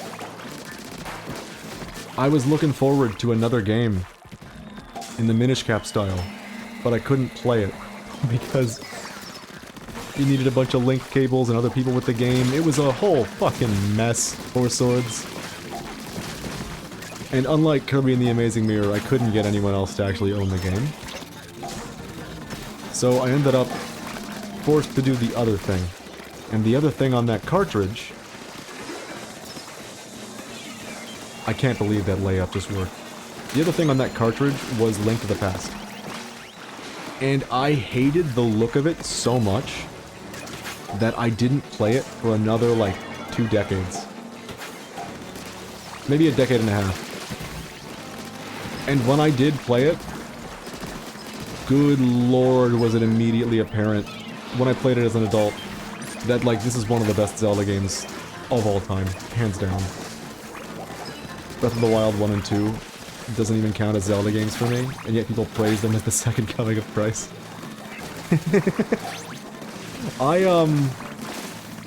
There was a time when Breath of the Wild was my third favorite game of all time. My opinion of it has, like, it kind of sunk through the floor lately. I don't even know if it's in my, like, top 50 anymore. A lot of that has to do with, like, once you've seen all the secrets, you kind of lose something. You lose the sense of discovery that the game brings. But I'd be lying if I said it brought nothing, like, worthwhile to the table. It was a very fun game. Very, very fun indeed. But I could totally agree with the idea of, like, this is not quite a Zelda game, just a completely different thing. Despite the theming. I don't know, honestly I could go either way with that debate. I will say, if you've never done it before, Master Mode with Breath of the Wild, that was fucking awesome. That was so much fun. I am kind of a freak for this. That I will not lie about, but difficulties where, like, the entire difficulty is like, okay, we've increased the health of the enemies, you do less damage, and you take more damage. That's the entire gimmick. I still really like a game like that. And, I mean, because it gets you to, like, think on your feet, you know? Like, use every tool you possibly have to your advantage. I've had a lot of fun with Skyrim on Legendary for that reason. I've had a lot of fun with Metroid Prime.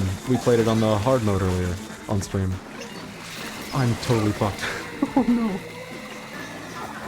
But I think in a game where your combat is as, like, versatile as it can be in Breath of the Wild, I think that kind of difficulty ended up going a long way for my enjoyment of the game. I definitely had a really good time playing it that way. It looks like the frames have stabilized. I'm feeling a lot better. I'm no longer freaking out.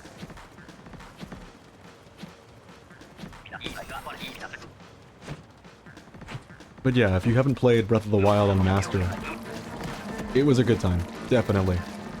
The only thing I wouldn't recommend is doing the Master Trials. Because that sucked. You can kind of tell that the Master Trials were not designed with that difficulty in mind. That hasn't stopped people. Luckily, there's still like a speedrun category. Aha. There's still like a speedrun category for, Master Mode Trials of the Sword. Did I call it Trials of the Master earlier? That's just wrong. Like, not even close.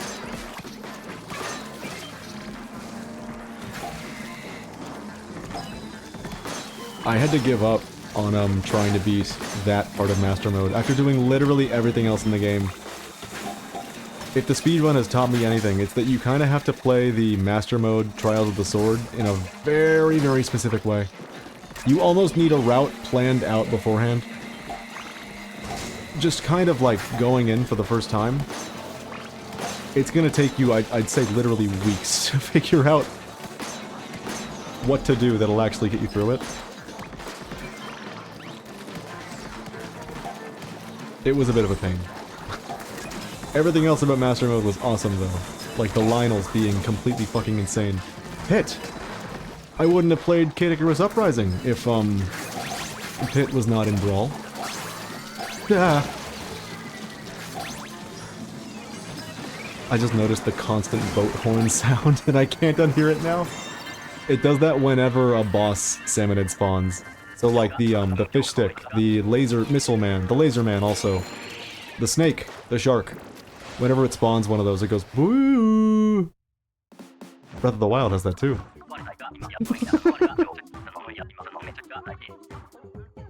After a couple hours of Splatoon 3, You tune that out entirely. I haven't heard it in the last 1,000 hours of playing this game. I haven't noticed it.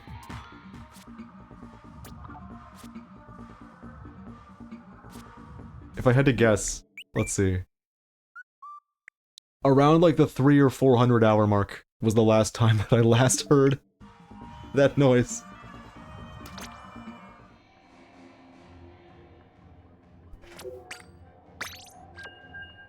Last.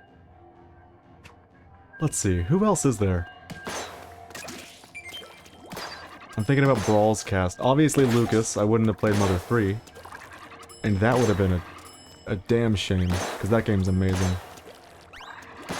I mentioned that Earthbound is my, like, number 10 all-time game. On any given day, Mother 3 might be there instead. They shift around for me. They're 10 and 11, and I can never make up my mind for which one's which. Metal Gear Solid, like we mentioned. That's a franchise that is always worth getting into if you've never played it before. Start with 3. Just start with 3. It's amazing. It's one of the best games I've ever played. I only, like, for the first time, played it when the Master Collection came out on the Switch. Which means I played it at the wrong frame rate, which was really sad. But, in terms of a glowing review, I beat the game, and all I wanted to do was play it again. And then I beat the game again, and all I wanted to do was play it again. And this went on until I'd beaten the game 7 times. The final one being on the highest difficulty, European Extreme. That game was so good. Who else is there? I think I might have to move on to Smash 4 now. Pac-Man? This is the point where the seal of quality begins slipping a little bit. The seal that ultimately culminates in Steve being added to the game. And Piranha Plant. I remember having a used copy of Brawl that was broken and some of the characters wouldn't work and would crash the game. You know who did that for me?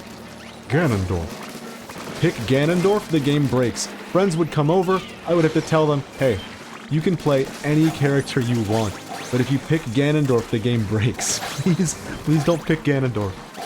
I have lived that experience. I know exactly where you're coming from.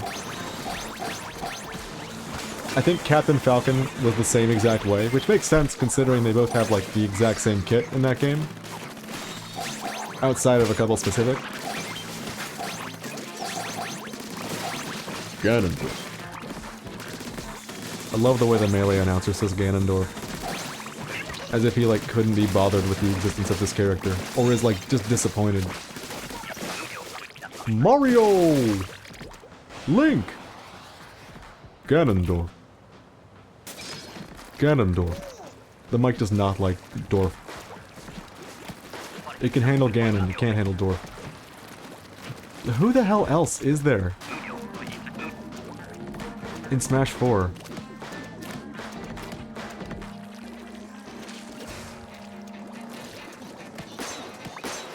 I've played these games for so many hours. At least 1,000 hours for every Smash game. 2,000 for Smash 4. Which is more than I'm, like, happy to have spent with it. Bayonetta! You're very right. Oh, that's when they started hiring the new guy to read them as well. The guy who they still use for Ultimate. Uh-oh. Shulk. Shulk. That is my number 3 of all time, by the way. Xenoblade Chronicles, the original. Or the remake, whichever one you want. That is seriously, like, without a doubt, one of the best video games that has ever been made. And I would not have played it if Shulk was not in Smash. Hell, when he was announced, I was like, who is this twink? Why am I supposed to care about this guy? We could have got... What's his name? I'm spacing on the puppet from Mario RPG. I know it starts with a G. You can tell it's been a long time since I played that game. I was about to call him Jinzo. I know that's not right. I know he's not Jinzo.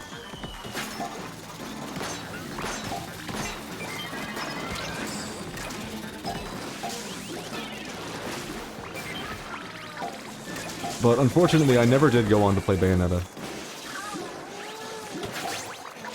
That's on me. I probably would enjoy it if I went around to it. For some reason, action beat-em-ups have not been a thing that I particularly go after when I'm looking for a game. I'm gonna be a party pooper and head off to do some coding and maybe not be distracted. Hey, no worries. Thanks for coming by, man. It's appreciated.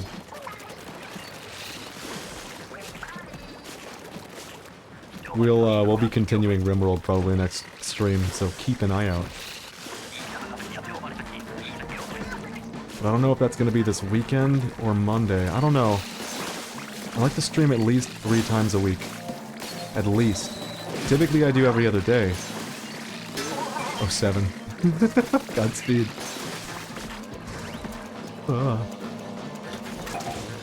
I like to do every other day, but thing is, I've got some projects that I really fucking need to finish.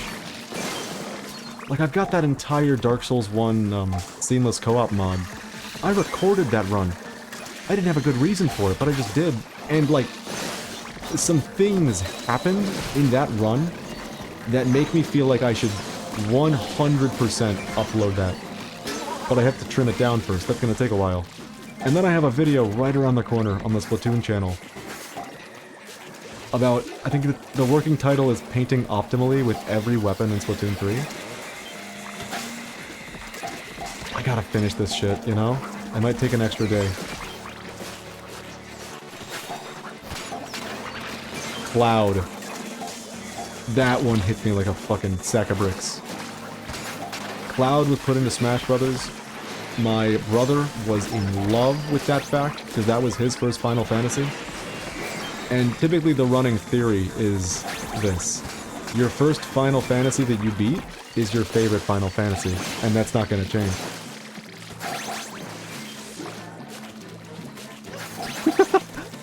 I kept dying on the screen I was playing in Celeste, so it's Splatoon time. Insert mischievous face with visibly devious intention. You go out there, and you equip the toothbrush. And you ruin someone's day. No, wait. Better. Reef slider.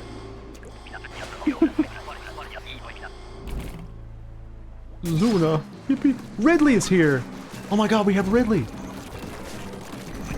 Mario is here? Ridley's here? Who's this guy? Moss? That's my favorite Smash Brothers character. I love Moss. Alright, who else was there? Okay, Final Fantasy VII. I didn't play Final Fantasy VII until I was 25. Shit's fantastic. I can't recommend it enough. If you've never played a Final Fantasy, you probably heard 1,000,001 people say that either FF7 is extremely overrated and the only people that like it for nostalgic reasons, and you've also heard that Final Fantasy VII is insanely good. Snake. The thing holds up, even as someone who's never played it until age 25. I can tell you, FF7 is fantastic. I don't have the toothbrush yet. I'm unfortunately level 15. Oh god, I don't know what level you unlock the toothbrush. It could be a millennia. Oh, I'm dead. We're fine. It could be an eternity. But you gotta get that toothbrush. If you're looking for... I'll give you some other things if you want to, like, frustrate people. Dapples, Nouveau. Torpedo, Reef Slider. The frame data on that thing is insane. You can make some people very angry with that. Toothbrush, no, you gotta use the charge attack. Toothbrush, no! We can win. We can do this. We did it! Is that 4 for 4 or 5 for 5? That's crazy. I could equip Nova and annoy my teammates. You could do that, you're right.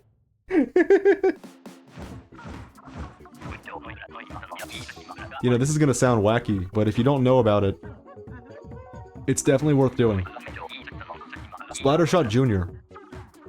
The game doesn't really, like, make a big deal out of this.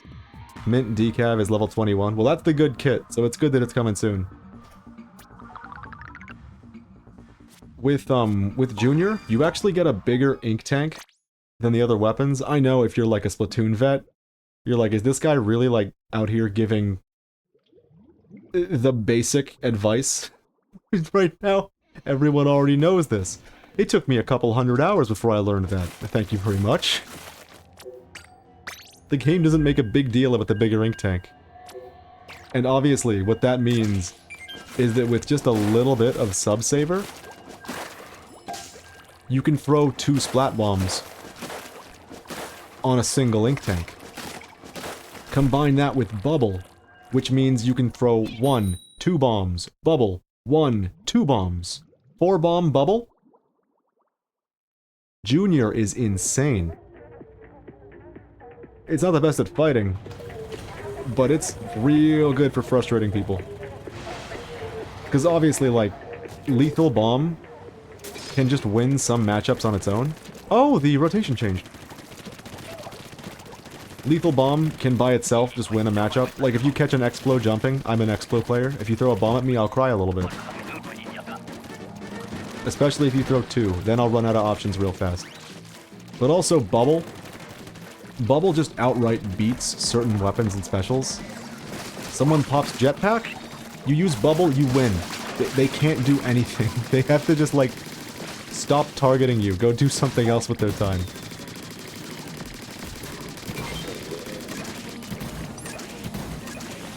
I really like N-Zap, but I really want to play Splash because it's more aggressive, and on top of that, it's one level away from being unlocked. V-Splash or N-Splash?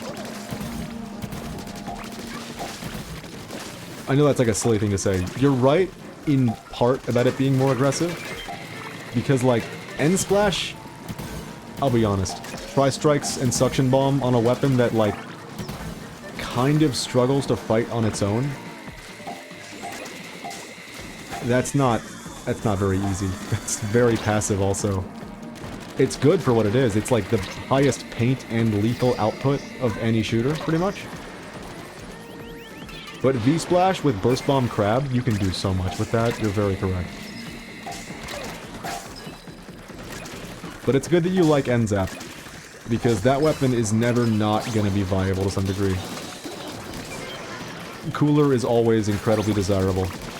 And the thing about that is, there are basically 2 cooler weapons that see any tournament play these days. Pencil and Heavy Edit. That's it. You don't see, like, anything else these days. But when you have a team that wants to run a different backline, like say you've got a sniper who's just really, really good at E-Leader. They're like, man, I want to play E-Leader, please don't click... Click? Okay. Please don't pick Pen, please don't pick Edit. Pick something that'll kind of compensate for my lack of short-range DPS. Zap is gonna be the best bet. People want Zap players. That's the thing. It's really good for that. The Suction Bomb, and obviously the Cooler. And the paint. It's a good one. It's in a good state for balance. I'm trying to 1-star RB, and it's fun when you aim right. Rare phenomenon. I thought I had a shooter, so I started rolling. That was weird. Very correct, actually. Blasters are the best weapons at fighting in the game. Hands down. But they can't paint. I have bad aim. It's real. You might like... What are the other blasters that, like, work with that? You know, the one that's, like, currently popping off in the meta is S-Blast 91. You're probably a ways away from unlocking that one, though. It has Burst Bomb and Booyah Bomb, which is, like, a god-tier kit. And it has a short-range mode that kind of, like... I mean, it lets you miss your, It lets you fuck up your aim a little bit. Because the blast is so big. Luna Blaster is another one that I can't, like, recommend against.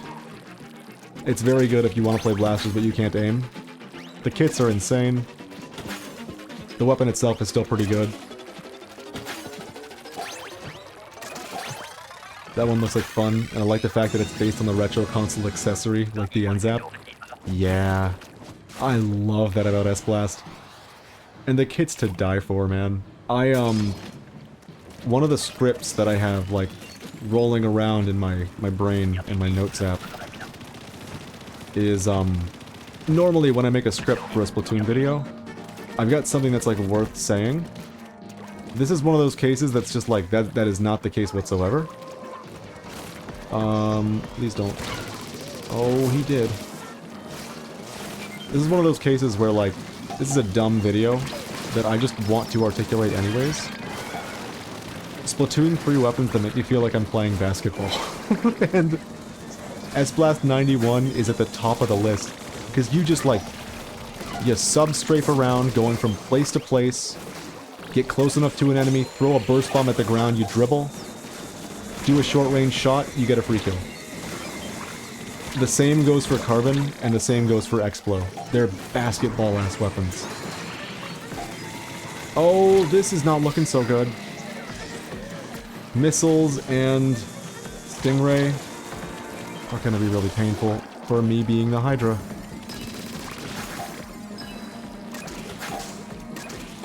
But yeah, blasters are very fun.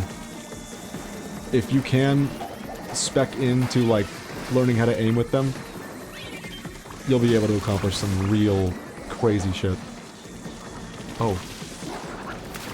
This is not looking good. I gotta help this guy. Let's go up. You gotta paint. Thank you. Alright. It's time.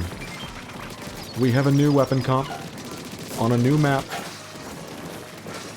Let's talk about it. We are still working on the Salmon Run solo queue weapon tier list. After all. So I gotta make my thoughts known where I can. Obviously the map is a bit of a struggle. Marooner's Bay is a contender for the worst map in the game. And I do mean a contender, because there are like 3 different maps that fight over that title. The Spawning Ground? Plural spawning grounds? Off the top of my head. That's usually the one that I consider the worst, because the lack of verticality and the grates. But this one is not far behind, it's very frustrating.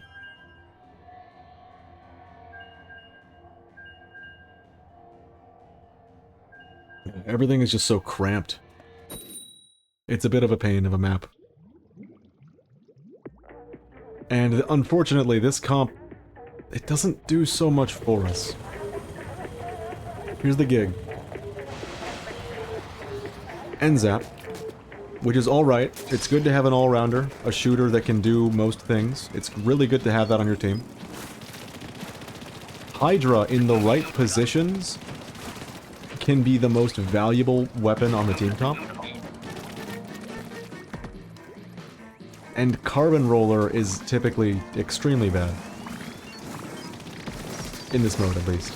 In the main mode, Carbon Deco, insane. But this is Salmon Run. So Carbon is already very limited in what it can do in this mode. Combine that with the limitations of Hydra, and the lackluster DPS that is NZAP.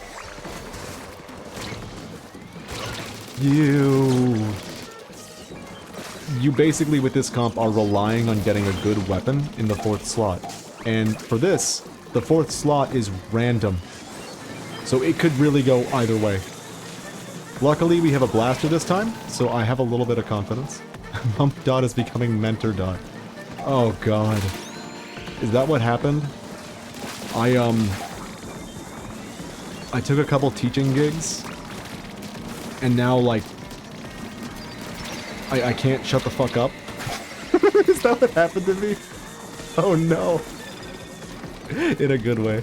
No, that's good. I just didn't realize this about myself. This is affecting me. Okay, I need to be charged for this, because no one else is over here.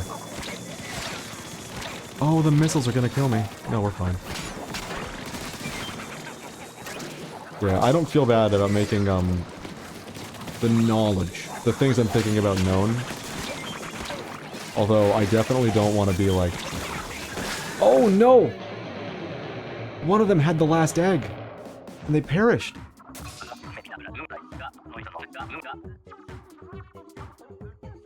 I just don't want to be, constantly... What's the word? Spouting information like I know better than people. Because I definitely don't. I like to think that I know a lot about this game. But obviously, this is from the perspective of someone with 1,700 hours in Splatoon 3, specifically. 40 in Splatoon 2, and 10 in Splatoon 1. I am a newer Splatoon player. I like to think about the balance of whatever game I'm playing, so obviously I get a lot of thoughts about this kind of thing. And one of the only ways to learn new information is to say something you think is right and get corrected. So if I ever say something that's objectively wrong, I really fucking hope that somebody, like, picks up on that and is like, actually, you're wrong. Because until then, I'm just gonna keep saying what I think is right. I like the yapping, and it's nice to listen to while I lose at Turf War.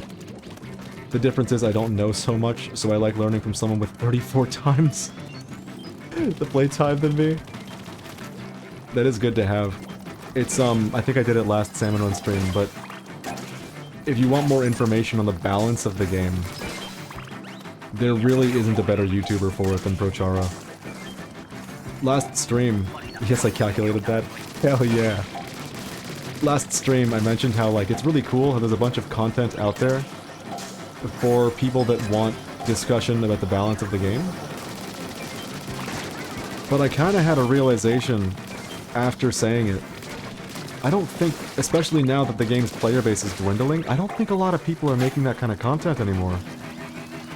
There are only 2 that I know that... No, make that 3, okay. There are only 3 people that I know that make these kinds of videos where they're saying something about the game's balance. And that's Prochara, Akira, One-Winged Akira, Akira Go Burr, the ink brush guy, and Keen Says Good Morning. Says? Keen Says GM on YouTube. Those are literally the only people that I'm, like, seeing who still regularly upload things discussing the balance of the game. Everyone else has kinda, like, stopped. That's making me real sad. Because when I'm playing a Splatoon game, the best kind of background noise is someone else talking about the Splatoon game.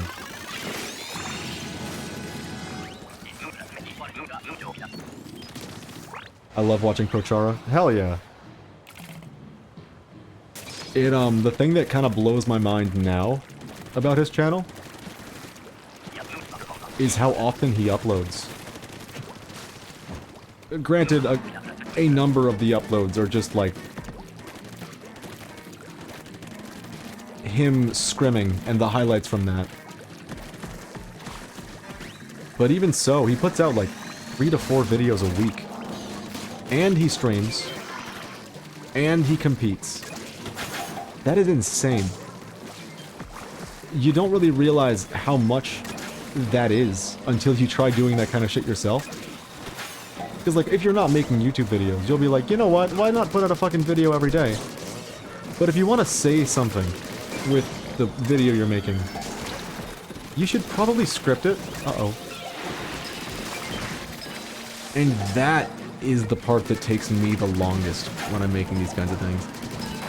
Like, I've been working on the, painting optimally with every weapon script for about 2 weeks now. And that's with, like, every bit of free time that I'm mentally capable of working on it. And that isn't dedicated towards streaming. It's all been that. Like, this shit takes forever. I might just be slow when it comes to scripting things, and that's possible. But I also don't know if I'm the, Uh-oh.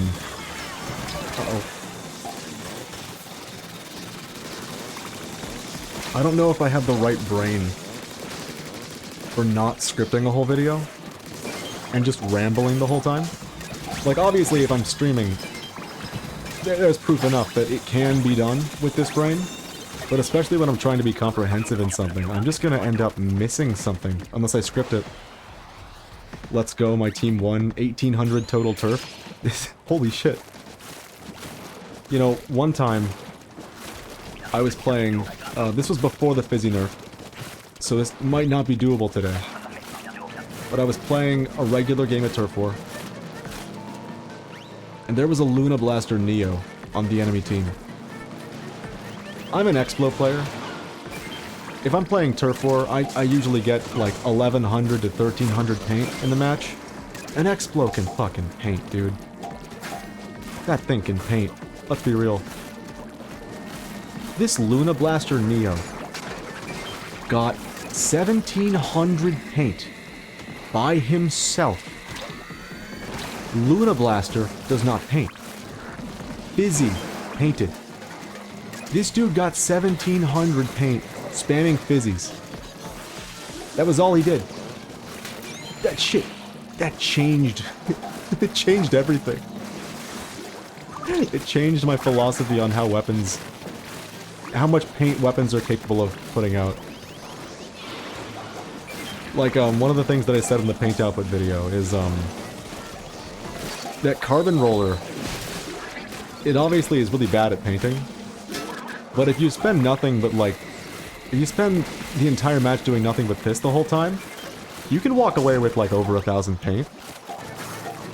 It doesn't mean you're, like, using your weapon correctly or to its strengths, nor does it mean that you should be doing what you're doing, but it can be done.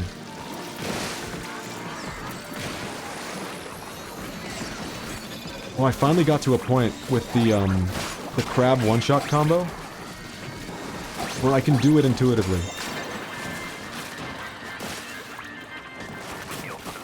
And as such, I'm starting to play as much crab weapons as I can. We're doing End Splash, we're doing crab edit, credit, we're doing that. We take our crabs and we can get them. There aren't enough crab weapons in this game. There aren't enough weapons for most specials. You know? I've got some trivia for you.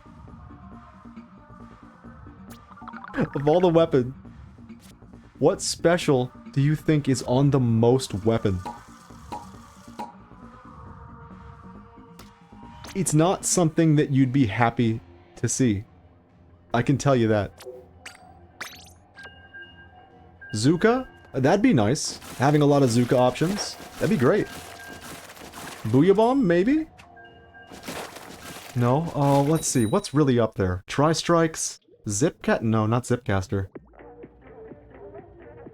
Alright, I'll spoil it. Okay, whether or not you're counting duplicates, like the side order duplicates of weapons, if you are, the answer is the same as if you aren't. And the answer is Wave Breaker. For some fucking reason, Wave Breaker is the special on the most weapons. Nobody likes Wave Breaker. Why? Why would you do this? It's like one of the weakest specials in the game. It does nothing. No, it refills your ink tank, see?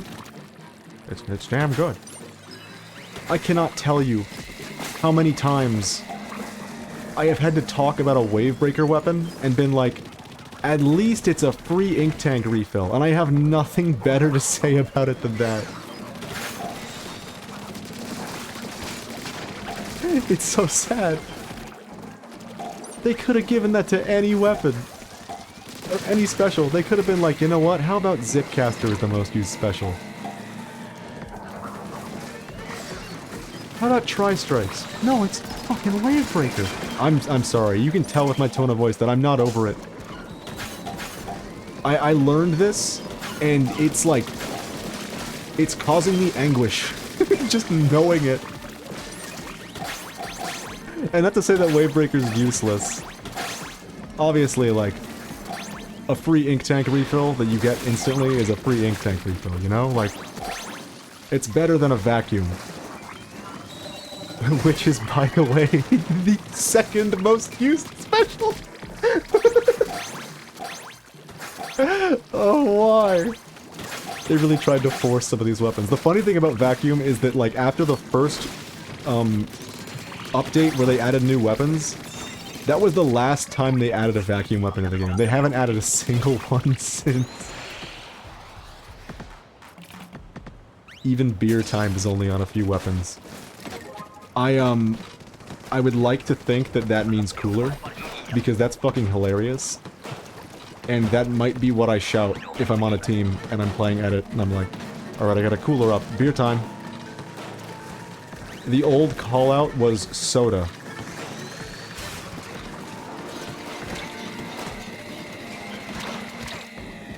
God, why of all the specials?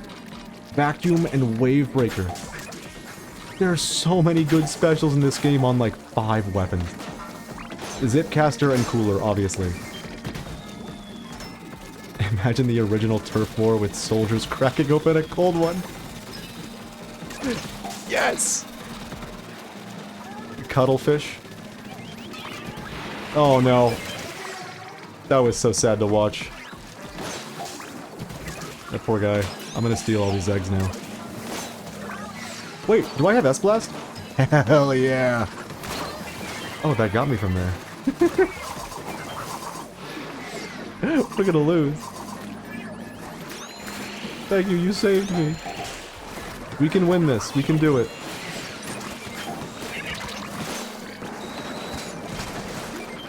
That'd be such a good setting for- oh, I missed. That was so sad. That'd be such a good setting for Splatoon 4, the war times. And Cooler is replaced with actual booze. They'd never do it. Uh-oh.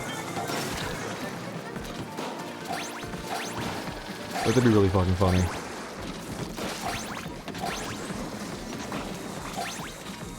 I'm gonna say it with the, like, articulation of chance time, too.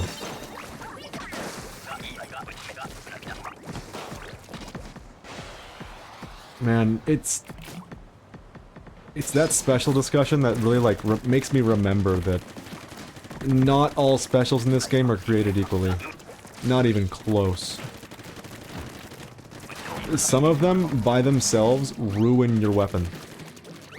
Like, you can have a main and sub combination that's actually, like, kinda tight. Like Ballpoint and Ink Mines. That is awesome. I love that kit. And then you get a fucking vacuum, and suddenly you can't play Ballpoint anymore. That's the case with way too many weapons. And it's not even the only special that does that. Kraken does too. Alright, I'm complaining about specials. I gotta not do that. Let's see. What's a good thing? Wow! I love how strong the main guns are in this game. They're so much fun to use. You know, we talked a little bit about TF2 earlier, and how, a lot of the things that happen in Splatoon just feel like a different flavor of TF2. One of the things that actually got me to pick up the game is that I do not particularly enjoy fighting the sniper in TF2. And I'm definitely not alone, but if you want to know why, and you haven't played much TF2, it's probably worth saying. Uh-oh. Here's an egg.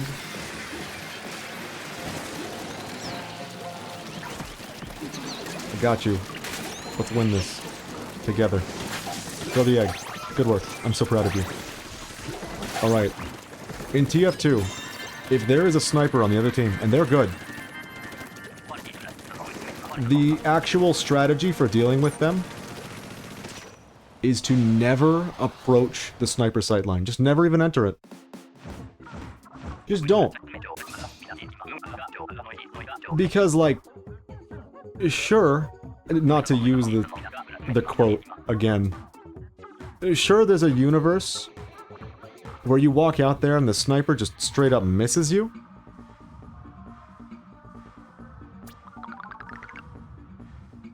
You don't want to find out that you're in the universe where they hit. You don't want to find that out. The end they're good is an important specification. You have no idea, man. The number of snipers in that game that are like the bee's knees. TF2 snipers, that's all they play in TF2. I play 8 of the 9 classes regularly.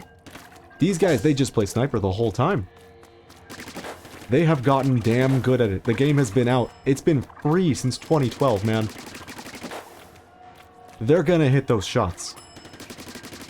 And the reason that's such a frustrating thing to deal with is because the downtime, if they shoot, if they miss, if they haven't even started charging their shot, it's non-existent. Like, if a sniper is not zoomed in, not charged up at all, and they see someone, flick, right-click, mouse button. It's over. Flick, right-click, left-click, and you are dead. It is immediate. And one of the reasons that I wanted Splatoon so much is because, like, they solve that problem. I was about to say sarve with a fucking R, which is really weird. But they solve that problem by making it so the snipers have to charge up. Required. If you don't charge up, you don't actually get to do your one-shot. That makes it, like... That makes it at least doable, you know? Because now, if you need to contest the sniper sight line, you wait till they shoot. You have a brief moment to move around. If you can realize that they're not charged, you can move. It makes the counterplay a little bit more engaging than just avoid them outright. I quite like that about this game. Granted, with how good some snipers are at Splatoon, you might forget that the main weapon has those kinds of drawbacks. Uh-oh. Oh, they're blocking the road. It's cool, we're good. What weapon should I play for splat zones? That is a really good question.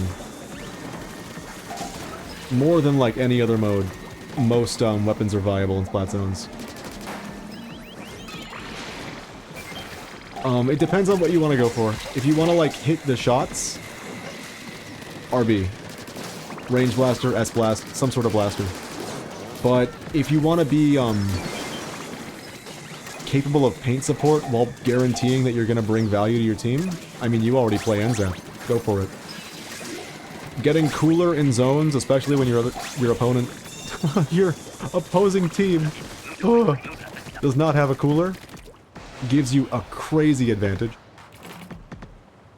Plus, your main weapon obviously paints a lot, and you have a suction bomb, which is insane for area denial. It's a great weapon in the mode. It really is. But on the other hand, obviously, you could just play a weapon that is about fighting instead. Alright, it's duck hunt time. That's beautiful. Make sure it's the regular NZAP, the one with cooler, because the other one is... I mean, it's not garbage in zones. But it's not even near, like, the same level of balance that vanilla NZAP is.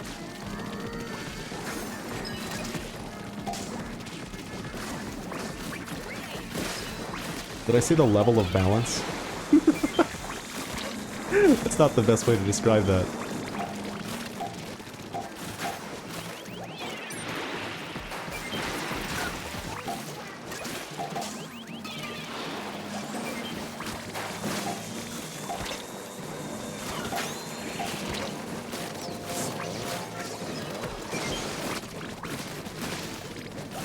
Sounds like a legendary item in a Home Depot RPG.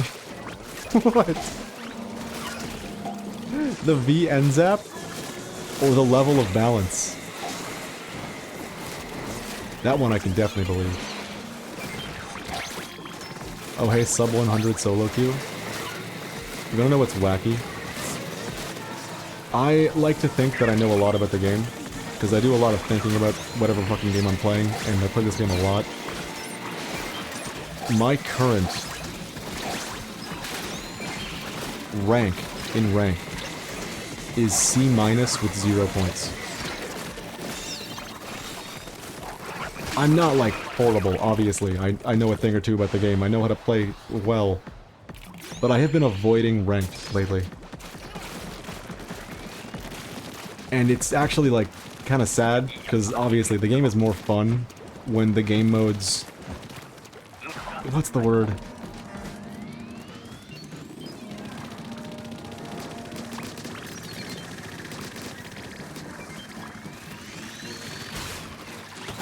I have a few points, but also C-. It's real. What am I thinking of? The game modes and the ranked modes, I would say they utilize the mechanics of a team-based shooter way better than Turf War does, whereas Turf War uses the mechanics of Splatoon very, very well. But having an objective to play around that isn't as decentralized as Turf War is frees up so many playmaking options. There's just a lot more fun to be had in the ranked modes than the just vanilla Turf War. But here's the deal. I have little to no experience with competitive Splatoon. I just know a lot about it because I watch a lot of things about it. And every once in a while, I mean, when I'm playing a game, I like to be the best player I can be, one way or another. Oh god.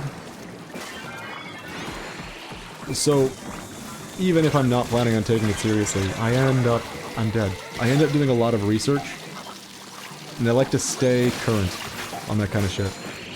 But I think it would be a very fun experiment to try from, like, absolute C-, never played competitive, to try to go from there up to X rank and then into playing in tournament.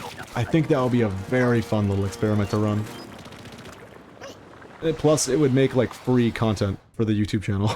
So, one of these days, we'll have to get really, really into that. I'll probably stream some of those. But, that might be a little while off. I've got so many fucking projects that I need to get done. And that one's not gonna take too much work, it's just gonna take, like, you know, me actually playing the game. And recording. Ooh.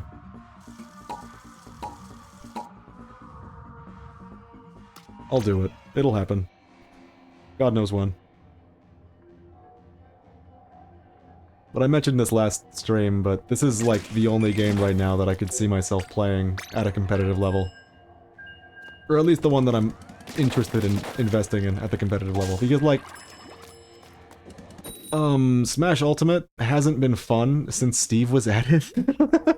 I know, like, what the fuck is this guy talking about? That used to be my, 1 foot in casual, 1 foot in competitive game. We thought we had it bad back when, like, people were camping with Sonic. We thought we had it bad, man. We didn't know nothing. Steve camping is on a whole different level.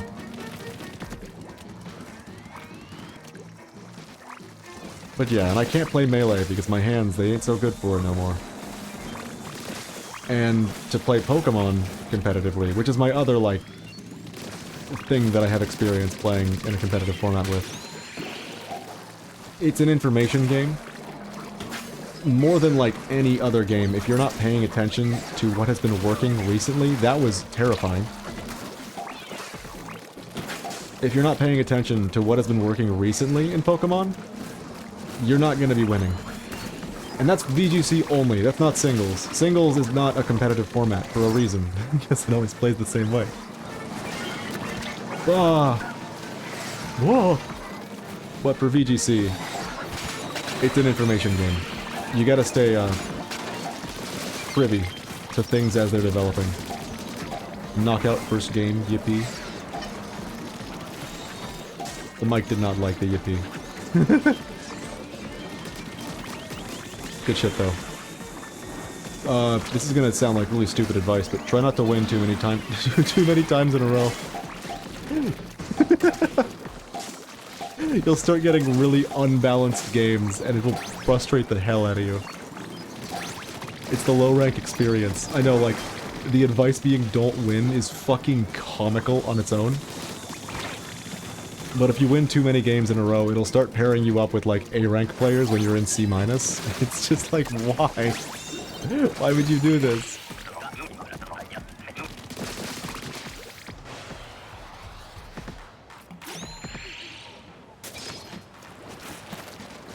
We've all been there.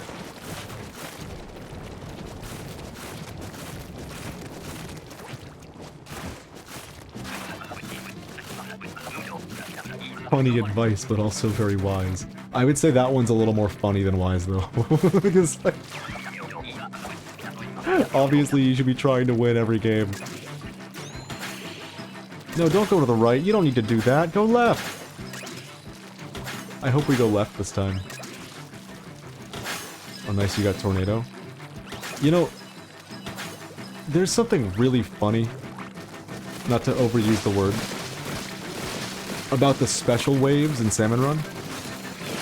If you're solo queuing it up, like I am right now, you're just playing with a bunch of randos. You see a tornado wave, and you're like, thank God, a free wave. We can win this one guaranteed, nothing to stress out about. If you're an overfisher, and your entire goal is maximizing how many eggs you get every single wave, you see this wave and you are like, you're sweating. You're like, damn it, there goes our run. We can't get a crazy score this time. Because it just kind of limits you a little bit. And it's like, it's the opposite with glowflies. In solo queue, you see glowflies, you are sweating bullets. It is so easy for a team to be on the same page, and that page is the wrong page when you're playing against glowflies. But overfishers can get the craziest numbers out of glowflies.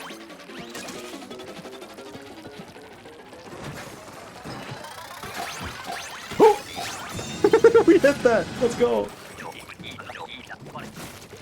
That's the other, like, stupid trait that I've got to, like, work out of my, my dialogue. Every once in a while, I'll do something that takes, like, the slightest bit of strain in-game, and I will make, like, strain noises. It's stupid. Obviously, it's a video game, and I'm only, like, flicking my controller a little bit. This does not take strain. Nonetheless. I remember my first wave of Salmon Run. We all got 40 eggs with a tornado. You gotta start somewhere.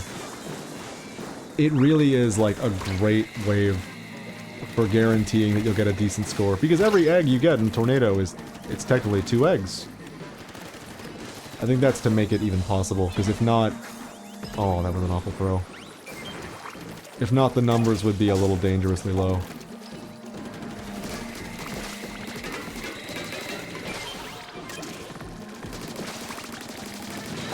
Man, when I first started playing this game, and I didn't know it all that well,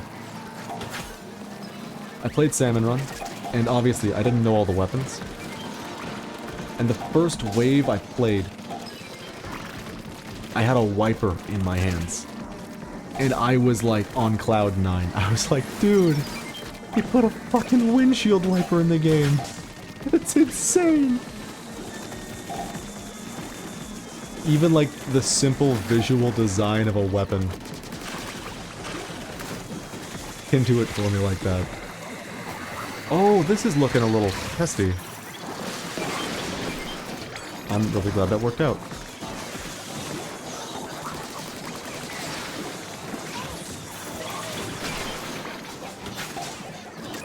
Come on, team, we can not do this. One egg, one egg. Yeah. It was a good hustle. We're a little too spread out. No worries.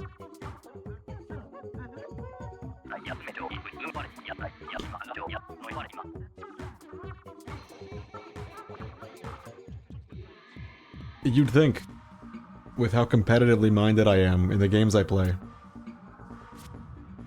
that I would hate solo queue in Salmon Run. But it gives me life. There's no other way of putting it. When I queue into a random match, and I see that a guy named Cup Ramen is carrying my game, I am elated. That third person got 50 egg. Let's go them.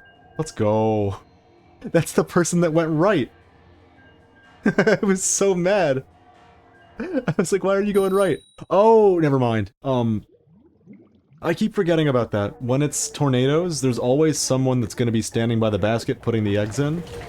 And that person is going to get a crazy disparity of eggs between the rest of the team. That was that person. They will get no credit from me.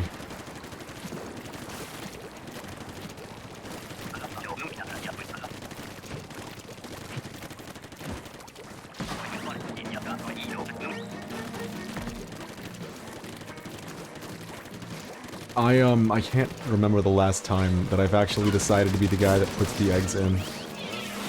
It only happens if literally no one else is doing it. Which I guess is like the trauma response of having like too many lower level games where the entire team just does not want to throw the eggs. Everyone wants to be the guy at the basket.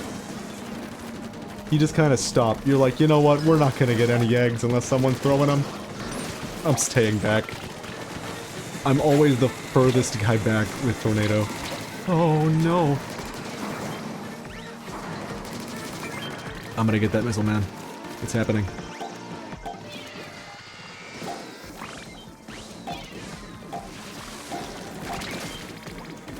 I did last time I got Tornado. It's cool to see the big numbers, I will say. And someone's gotta do it.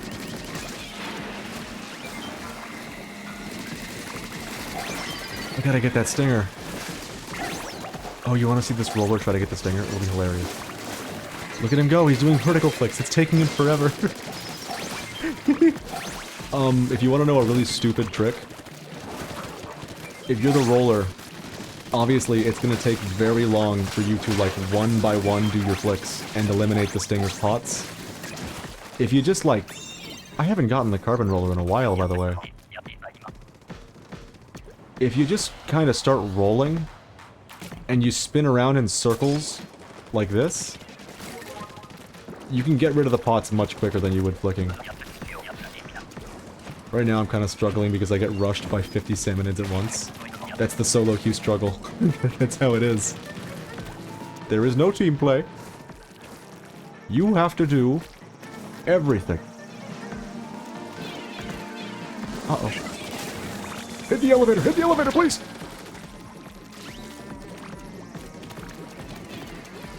That's kind of why I think, so there's a lot of different tier lists out there with Salmon Run. Oh, that was just brutal. There's the Overfisher weapon tier lists. There's also general play tier lists for, like, if you have a team. This weapon can do a lot of things, so I ranked it. For some reason, no one has talked about the solo queue tier list, but me. I guess it's because I like solo queue so much. But, like, it's actually insane how different the balance is. Because in solo queue, if your weapon has, like, one particularly bad matchup, you are going to feel it. Because the team will not be helping. The team will not be doing that for you. If you're a weapon that struggles with fish sticks, and there's a fish stick at the egg basket, and you're gonna lose because no one is shooting the fish stick, and you have a blaster on your team, and he's not doing it either, you will feel your weapon's inability to do that. Say if you're like the Ink Rush, and you can't even, like, paint your way up the stick itself. We're gonna lose. It's fine. I'll forgive these guys. I am gonna shark off into the distance, though.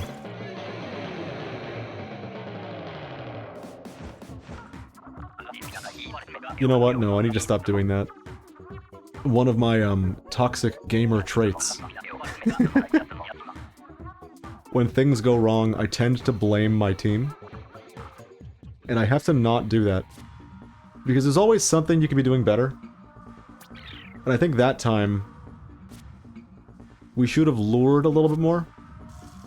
Like, if we'd brought some boss salmonids to the basket, we could probably have gotten a lot more eggs a lot faster. And I was definitely not thinking about that. I was still in, like, threat elimination mode. Like, I see something that's gonna be a big problem for us, and I go after it. Which you have to do to get rid of flyfish and stingers. You have to do that.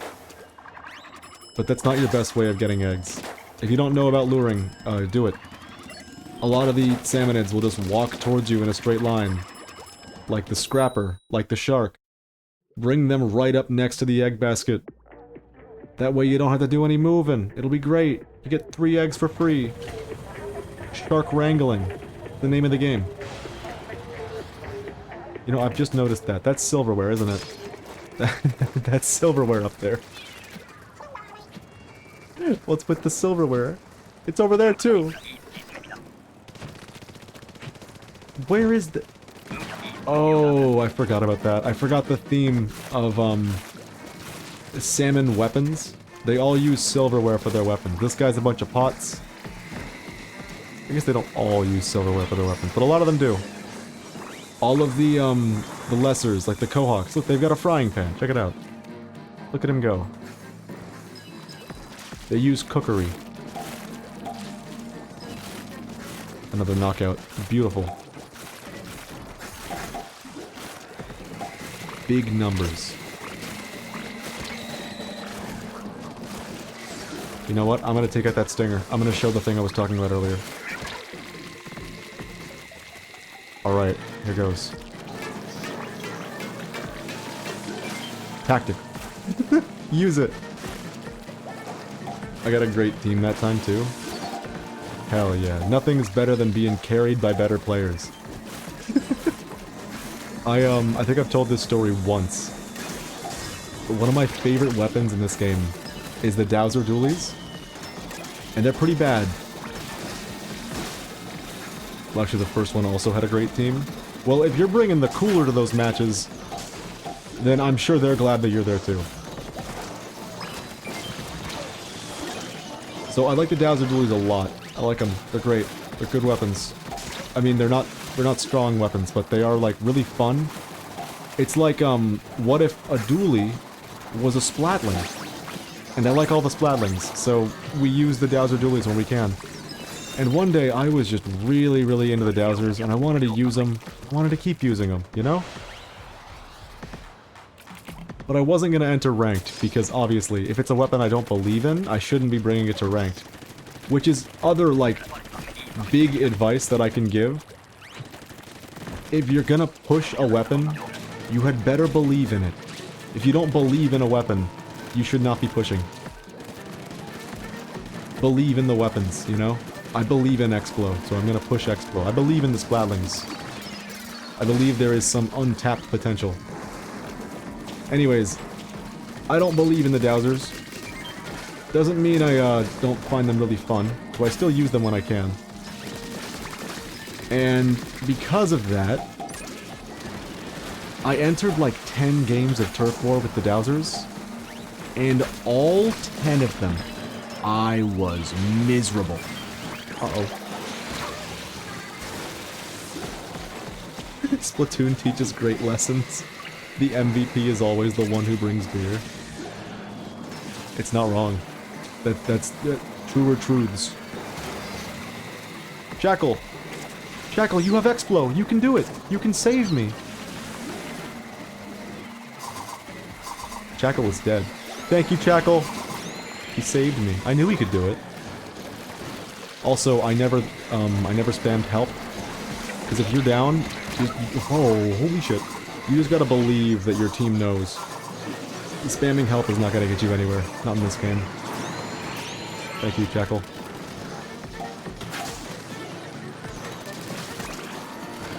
Anyways, the story. I was playing Dowsers 10 games in a row. I was fucking miserable. I had such a bad time. The frame rate, where did it go? Because Dowsers kind of play like a support, but they don't paint enough to be good paint support. So they're just kind of chip damage support. And this was right after the custom kit got added, so you have the tools to be a good support weapon.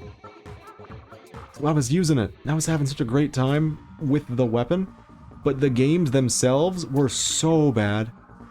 Because if you're a support player, and the team you're supporting is, like, not very good at the game, what is even the point? You're supporting nothing. What's the point? Well,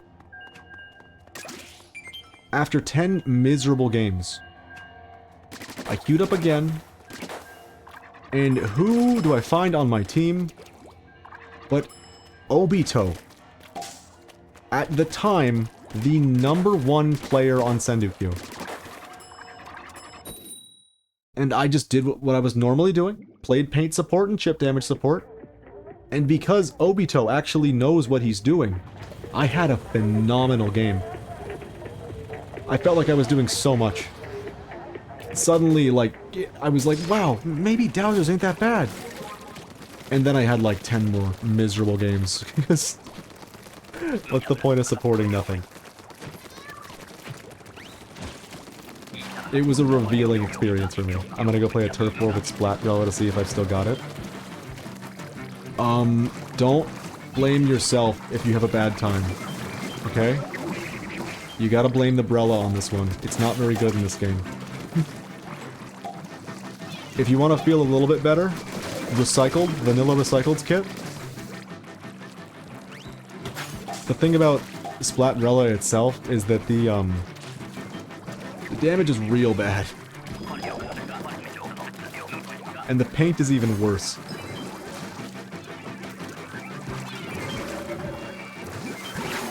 Like, you'll hit someone 4 times, and you still won't get the kill. You'll be like, what is this? Undercover Brella? What is going on here?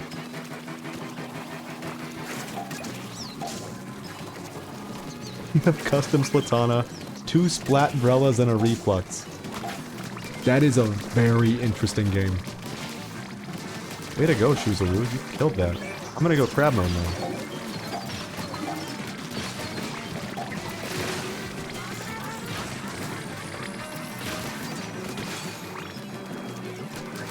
You might just get lucky and have the Reflux do all the painting, so you guys can do all the fighting.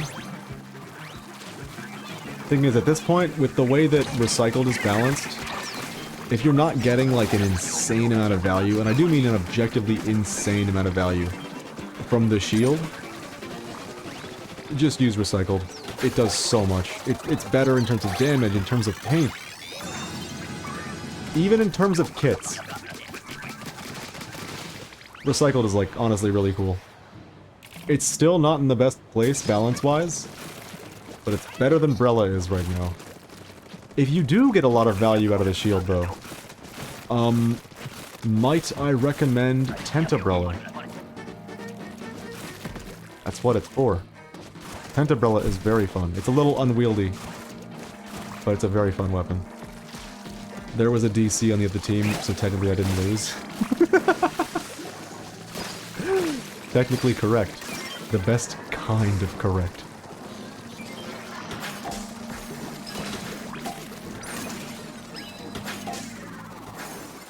Still got it. Exclamation point. Beautiful. I will say, if you want to stick out that weapon, it's not going to be easy, but I wish luck to you. It's a struggle bus.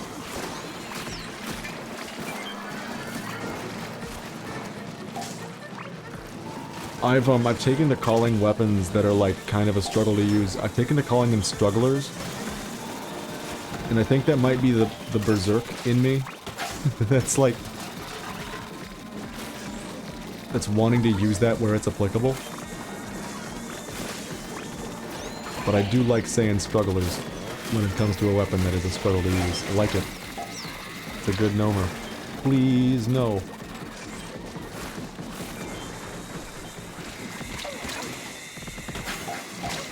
Man, it's unfortunate the spot that Brellas are in right now in this game.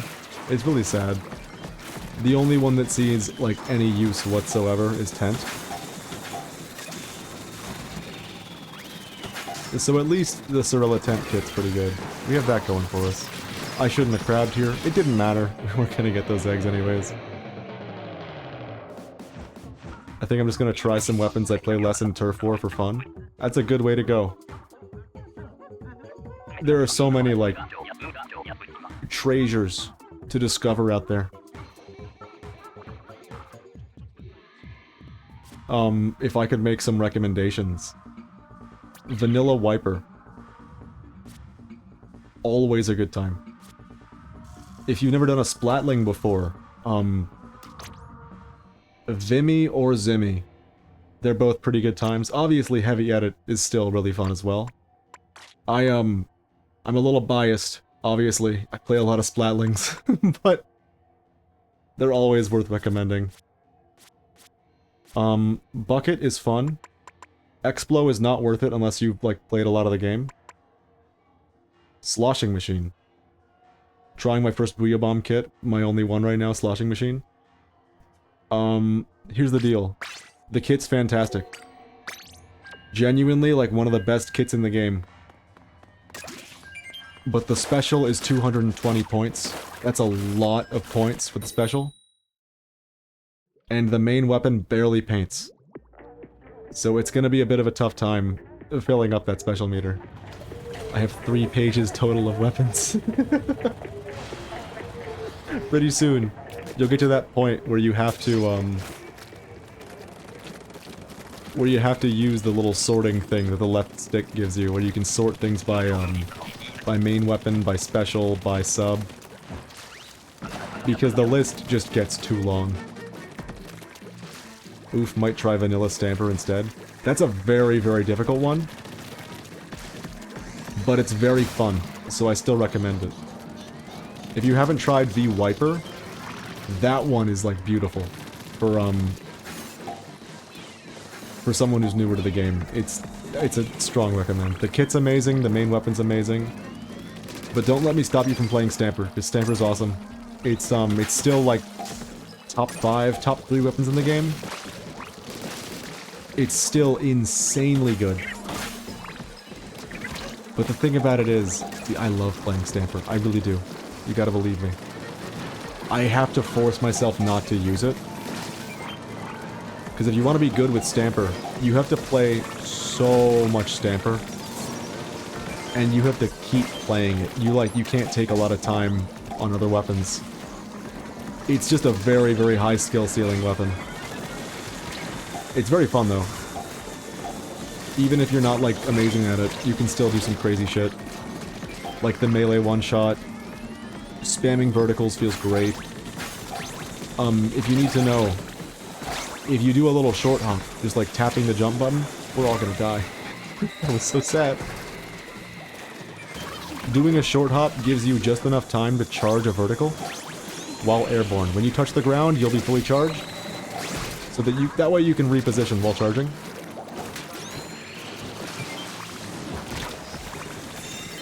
And because you land in time, it'll let you do the dash slash as well. Look at the frame rate. Isn't that beautiful?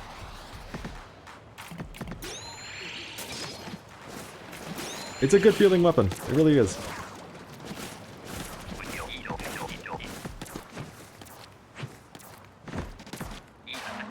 Oh, I should say, just run a lot of main saver. I should have said that earlier. If you're not running main saver on Stamper, especially if you're new, you're gonna find yourself out of ink way more often than not.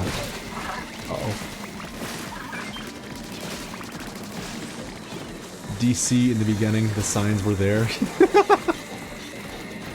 It's well put. The signs were there, dude. They were teleporting all over the place. They were shooting, but nothing was coming out of their weapons. The signs were there.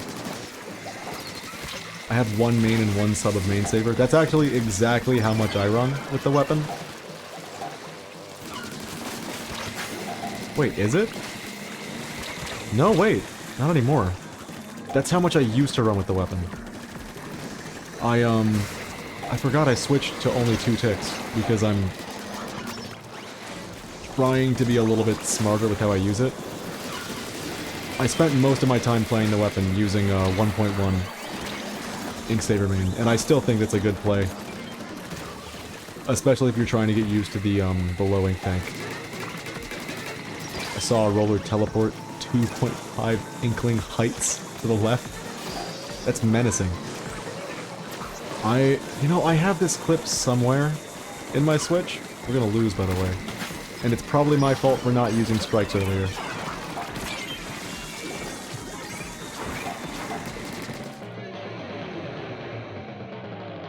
I have a clip where someone was lagging so bad that they just started floating, like, 30 feet off the ground. You had to look straight up to see them. And they were just walking around up there. And then suddenly you would explode, and they do a quick little animation where they, like, warped down to you, sprayed you down, and then teleported right back up. The lag clips in this game are fucking killer. is some of the best clips I've ever seen in any video game. Hey Meg, what do you want?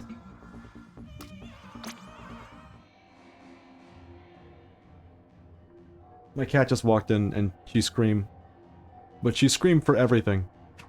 She screams to let me know she's entered the room. She screams to let me know that she's about to eat her meal.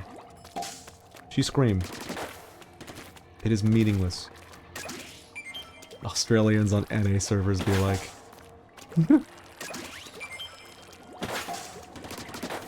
It's menacing. And the fact that, like, the biggest player base of Splatoon is in Japan... I think there's more people that play Splatoon in Japan than the entire rest of the world combined. It's a very big game over there. But that just means we're gonna get a lot of very, very weird ping. Why did I... forgot to queue up, I thought I did. My cat distracteth me.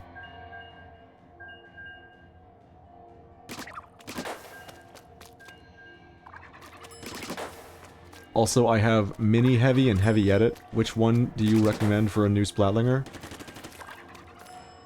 Okay, not Heavy. Here's the deal. If you want to have a really good time with Splatlings, you gotta run a ton of run speed. It really is the difference maker. If you're not running run speed, you might feel like you have just no speed. And the thing is, if you want to play edit, you really just need 2 mains of run speed. That'll be enough. Or like 1 piece of gear that's fully outfitted with run speed. But for mini, you kind of need 2 mains and 4 subs. Maybe less, maybe a little more, but you need a lot to run with mini. But that being said, I still recommend mini, because it is so much fun. So, like, usable. Just stack as much run speed as you can. You'll have a really good time.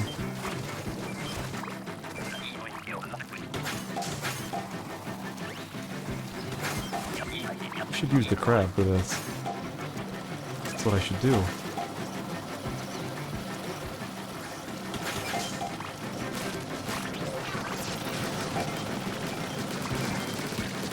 Heavy is also, or Heavy Edit is also really fun. It just kind of takes, a little getting used to if you're not used to Splatlings, considering how long you have to charge. Using Edit in the lobby feels like I'm holding a death ray when it's charged. Exactly. It takes a while to charge, but when you are charged, good lord, you are the strongest thing on the map. It's why, like, I don't like shooters too much, because I don't like to aim at a target and count to 4. But with Splatlings, it's like you're shooting a laser beam. You just gotta concentrate the laser beam for a moment. Enemy down. Threat eliminated. Uh-oh. But yeah, go for it. Edit the blast. And it's incredibly, like, viable right now. I think it's top 10, it might be top 5.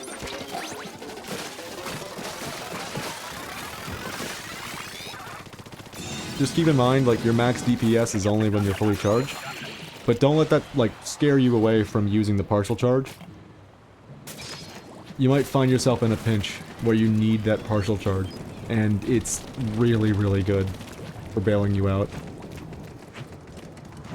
It's my, second most played weapon in the game.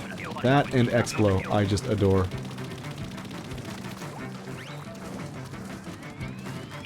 Why did I do this? I went through all the trouble of charging the Hydra.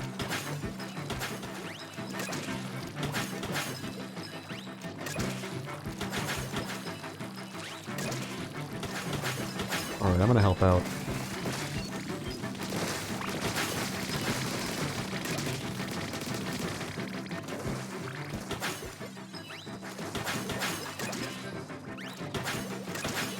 We're just like playing leapfrog over here.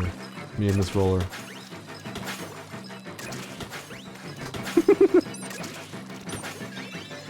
I'm trying mini right now. It just got a buff too, where like it charges even faster now. It already charged insanely fast. The thing about mini is like you run out of charge pretty quickly, yeah. but you also charge to such a degree that it's almost like you have a shooter. A shooter that can run really, really fast. I play a lot of Mini these days. Mini is more viable than ever now. When the bubble buff happened, and bubble became like one of the most desirable things in the game, Zimmy suddenly started getting used again, and now that the hammer buff has happened too, there's a lot of reasons to pick the Minis. I like that. That makes me happy. When I first started playing the game, there was one viable Splatling. Maybe two. It was ballpoint all the way. Heavy Edit was like... it was regarded as a weapon, but it wasn't seeing a lot of use. Now, we see a lot of Splatlings. We even see some vanilla heavy, but other than that, we see a lot of Nautilus, we see a lot of Heavy Edit, and we see a lot of Mini these days. I like that. I think these things are good weapons. I believe in them. Like I said earlier. And like, that's the weird thing about Splatlings. If you saw earlier, I have 4-starred every single Splatling. Do I? What am I holding right now? Is this Tetris? What the fuck? What do I have Tetris?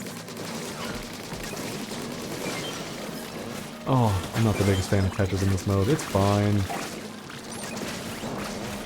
The thing about the Splatlings, there are a couple really, really bad kits. I still like them. I mentioned the Ballpoint Nouveau kit earlier with ink mines and vacuum. I really like that kit. Having a vacuum is never a good thing. But landmines, ballpoint, I fucking love that shit. I still use it pretty often. There is one, like, lesser-known bit of info that is probably worth saying. 60%, 1806 paint, crazy. Yeah, that thing can paint the entire map when it gets a full charge. The frames, frame rate, no. Landmines, ink mines, they're very, very funny. If I had to pick a sub to call the funniest sub in the game, it's definitely ink mines. Not a moment's hesitation. Oh, we're gonna lose because no one was fighting these. Fine, it's already over. Let's go, I got best inker on the team. Hell yeah, that with cooler? That is a welcome best inker. So, if you have ink mines on any weapon, and you run sub power up, the little triangle thing, you know the one. It actually makes your mines bigger. like here, check it out. It can get fucking insane. I love this, by the way. This is what makes ink mine so fun to use. Let's see. Ballpoint Nouveau, because we're talking about it. That the ink mine? Oh god. Sorting. Don't I have a hat that's all sub power too? No, I do not. Good enough. And then I have a shoe with sub power. There they are. Alright. Bam. Look at that difference. That's insane. That is actually crazy. And this is basically the kit I run with Ballpoint Nouveau. Actually, I run a different hat. I run a walk speed hat, and that's it. There we go. That's the fit. So we get massive mines. If you have mines on any weapon, I recommend speccing into massive mines, because they're fucking hilarious. You never know when you place like 2 mines in the same location, when the entire team will walk down the choke point and suddenly all explode at once. I have a clip of that somewhere as well. It's beautiful.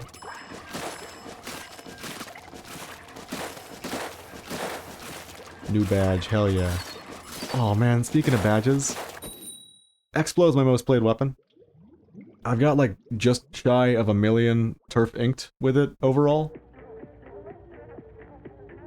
I am so close to getting it 5-starred that it's not even funny. I'm like 80,000 points away.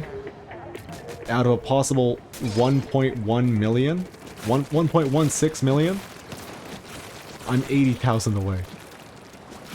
That's like 2 days of serious grinding, and we have the Explo badge. I want it so bad.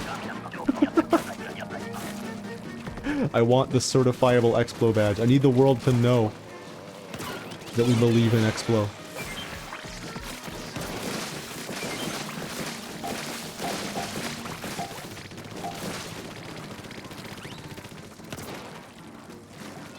It's such a weird kit, too. Wall and Splashdown. I remember, before it came out, I was watching a bunch of Explo players. Before we even knew what it was, we were complaining about vanilla Explo. How the projectile with vanilla Explo is really cool, but it struggles with two things.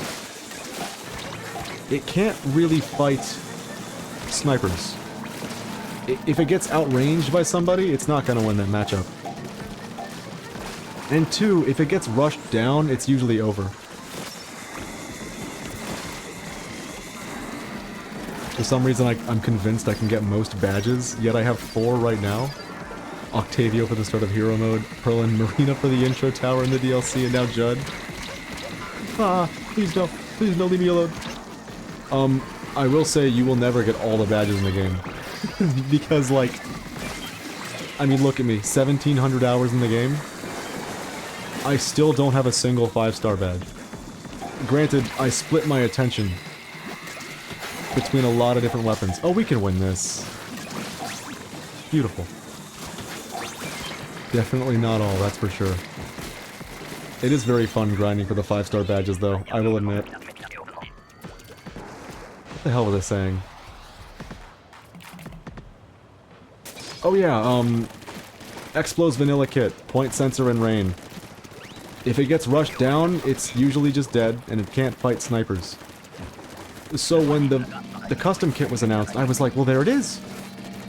You have a wall, so that you can approach a sniper without losing, and you have splashdown, in case anyone does compromise your range. Like, that's good, that's great.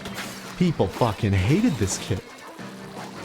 They thought this was the biggest fumble of the update. All the Explo players were complaining, and I was just like, isn't this what you wanted? You wanted a kit, and I quote, that lets you fight snipers and handle yourself when you're rushed down. And granted, Splashdown was kind of shit for the first while, but after Splashdown got the buff, suddenly, people are believing in this kit. Like, this is amazing. And it definitely wasn't amazing before. Oh, that was a horrible throw. I was very frustrated by that, because I believed in it the whole time. I didn't know why people didn't. And obviously it's easy to say hindsight's 2020. But I really did like the kit, right from rip. I don't want to go for top 10 in both NA and Japan X rank. Yeah. Yeah, that's a hell of a badge, isn't it? That's a real hard one to get. I do. I want that badge. Not the Japan one. Wait, hold on. I think it's a little different. I think there's a top 10 one, and then the region-based one is for a tournament series. For winning their, the Takaraka division, or, the other one. Tentatech division? I don't know. Dude. I don't know. The funny thing about the divisions is they actually banned Japanese players from entering the NA division. Because Japanese players were doing that. Exactly like you said, they wanted to get all the badges. So they'd switch divisions and they would farm NA, because it's so much easier when, like, the skill level in NA is not even, like, close to Japan. I got Glugas. We're in this. But they had to ban Japanese players from doing that. And they have very little faith in the NA players, so they were just like, yeah, you guys can still enter the Japanese one if you want. It's fine. It's cool.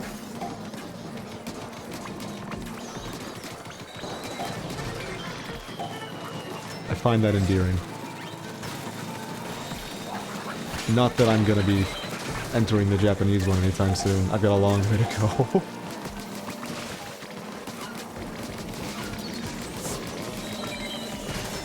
God damn it, why is this mode so playable?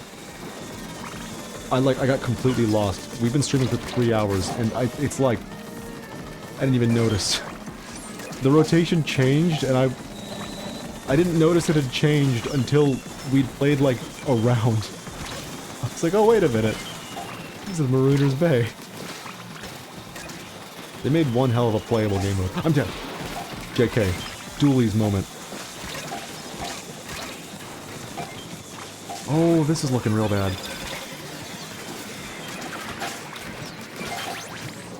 I can't believe we got it. I'm proud of these guys. Here's a wave breaker for your troubles. Oh, shit. Is this our first Boris? It took that long? I don't get the Hydra, do I? It'd be real nice if I did. I do.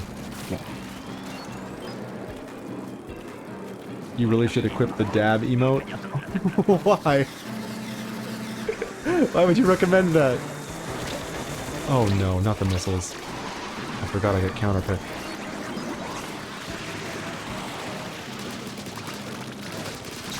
God, Hydra versus Boris is amazing. I just need my team to protect me a little bit. Undercover, please, fight the enemies, let me handle this.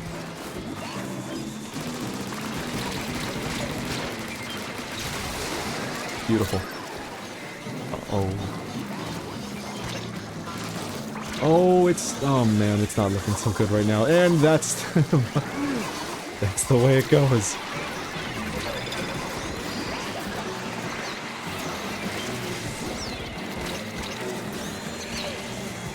Alright. I shouldn't have committed to charging there, that's on me. These guys longed for death. I don't think we have this. I'm no better. See, I just love how well Hydra can DPS down the Boris bubble.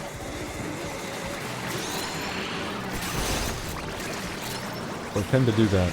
Oh! Jump scare. It's fine, we did our part. Yeah, okay, here's the deal. This matchup. Hydra, pretty good. Carbon? Carbon has no options. What can Carbon do versus Boris? It has to just go fight the other bosses and get eggs, that's it. That's a bad matchup is what that is. What's the other weapon? N-Zap? Yeah, that's not enough DPS to really do anything besides go for eggs. So the random weapon needed to do heavy lifting, and what was it? Undercover. I forgot. 5 Nights at Boris. Why did I find that so funny? I think it's because you're at Boris, and not like at Boris's. 5 Nights at Boris. You're just like, he's right there, and you're right there below him. You gotta spend 5 nights there. You follow him around while he does his job, circling the map and throwing orbs.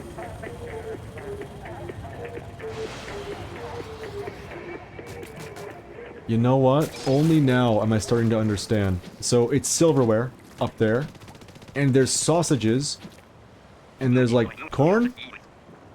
I was wondering why in some of the stages there's like pineapple sprung up somewhere. But it's because, like... It's because of the food theme. The cookery. Not to be confused with cuckery. The cookery. It's thematic.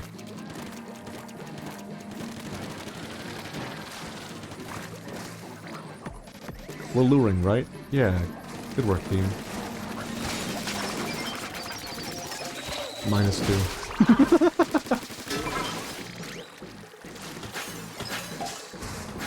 It was a -2 kind of thing. I will not lie to you. I couldn't help myself. It just sounds so much alike.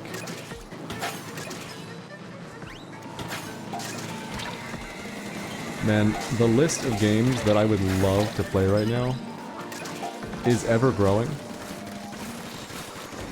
The list of games I would love to stream is also ever growing.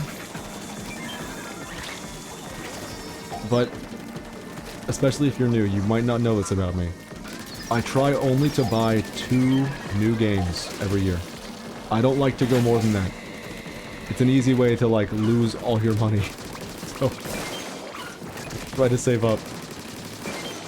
And unfortunately, those 2 games came out in the exact same month this year. And that was the Xenoblade Chronicles X remake. And Monster Hunter Wilds.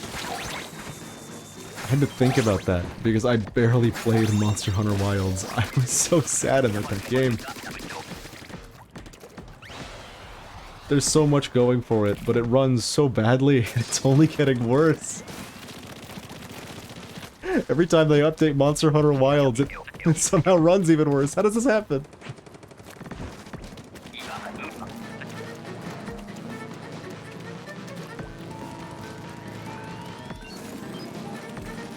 Fun fact, I actually learned the faster strats for Dolphin and Chompy Dude from your streams. I do not know what either of those mean, but I'm glad I could be of service. I appreciate the not calling things by their names though, because that's on brand. That's on brand for this stream.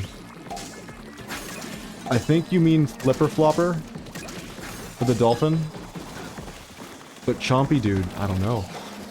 At least if you're talking about Salmon Run, that is, which I think. The one with the ink ring and the maws? Okay. That makes sense. The only reason I was really, like, so confused is because I don't know what the faster strats for them are.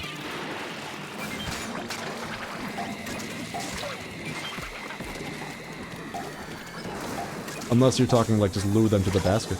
That's all I know. Or, I mean, you could do this, also.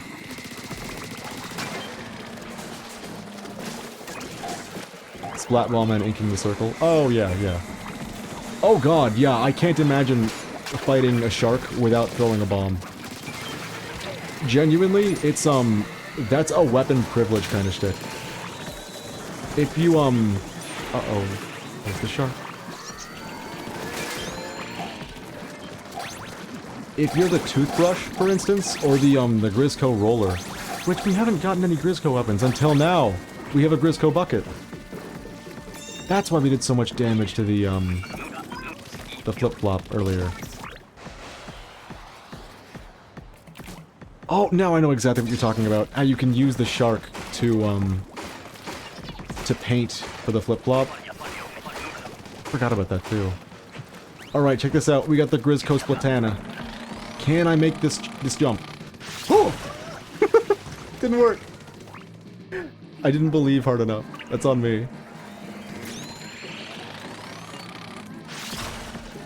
God, I love this thing. Until they added Toothbrush, this was the best way for moving a lot with the swords. This was your only bet if you wanted to do a big lunge. I didn't know you could use the shark to ink the flip. It is tactic. It is very tactic. I'm thinking about making a video about that, honestly. Not specifically that, but that there are so many, like, niche interactions in Salmon Run that are very, very not obvious.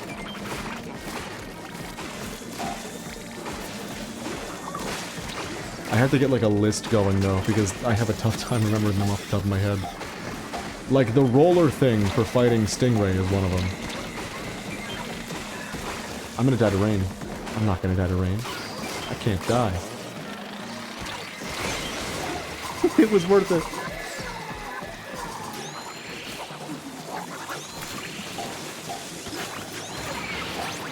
Ah! That was so unfortunate. I never had a life at all. Oh god, someone please stop the lasers.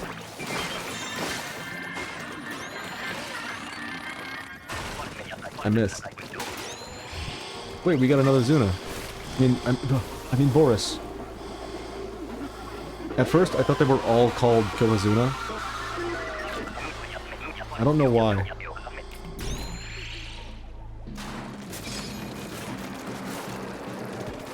Uh-oh, I'm the carbon roller. At least our, like, randomized weapon is the Nautilus. That's something. Alright, I gotta do this. It's my job.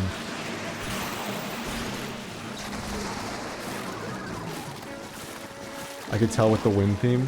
Yeah, that you're gonna get a boss salmonid. It's a little bit like...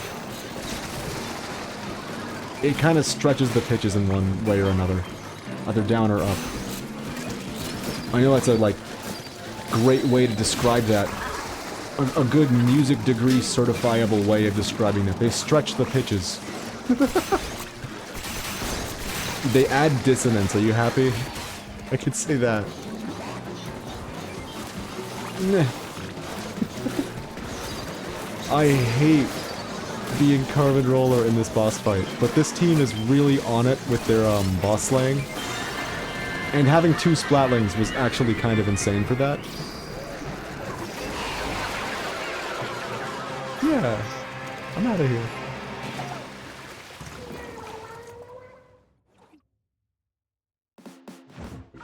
The theme has whatever the base name is with the subtitle, "Go Get 'em, King," or something like that. That's cool. We got a gold scale! You know what's weird? I think that might be the only gold scale we've ever gotten on stream. From, Boss Salmonid. I didn't think it was all that rare. But this is like the 9th Splatoon Salmon Run stream. That's kind of crazy.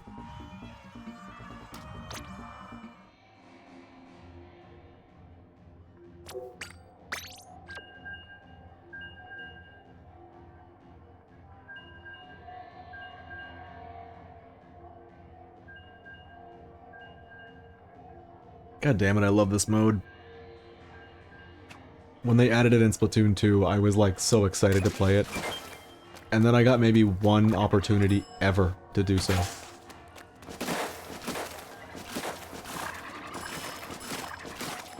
It's kind of times like these that I remember they really did fix everything that I hated about Splatoon 2 with this game.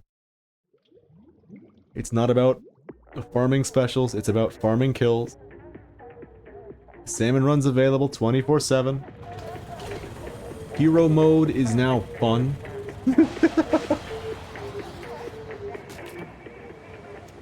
I tried playing Splatoon 2's hero mode again recently. What a mistake. Splatoon 1's as well. Oh god, I forgot I even did that. Stardusto.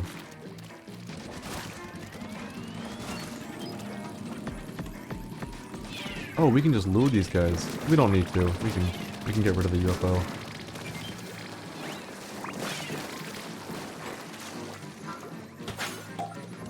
I got really lucky when I decided to pick a random streamer that was streaming Splatoon last week. Otherwise I wouldn't have discovered you. That's very kind. It's very appreciated, you being here. It really is. I hope, I hope me not, like, reading aloud followers when they follow the channel and not having a notification for that doesn't make people feel otherwise. Because it is appreciated. I figured out why I don't do that, by the way. It took me a little bit more thinking. As a viewer of streams, which I am a lot of the time, I like to watch a good old stream.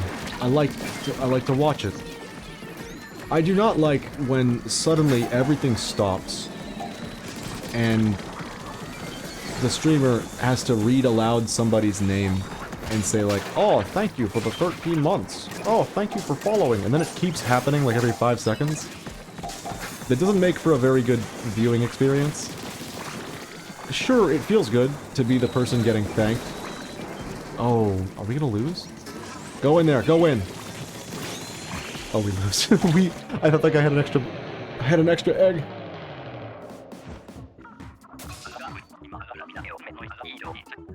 But yeah, I really, from a viewer's perspective, that shit's like obtuse. I'm thinking about maybe at the end of streams, looking back and thanking everyone that follows, but like, the thing is, I really... what's the word for this? I keep the notifications off, you know? Like, during a stream, I don't even notice if someone follows me. It's only afterwards that I actually, like, figure that shit out.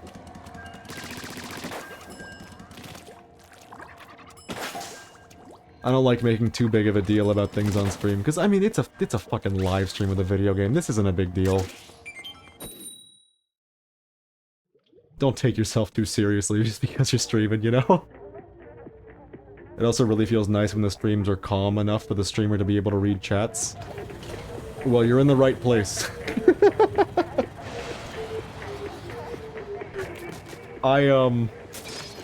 Obviously, I'm pretty new at this. So, I don't have a lot of people in the chat room.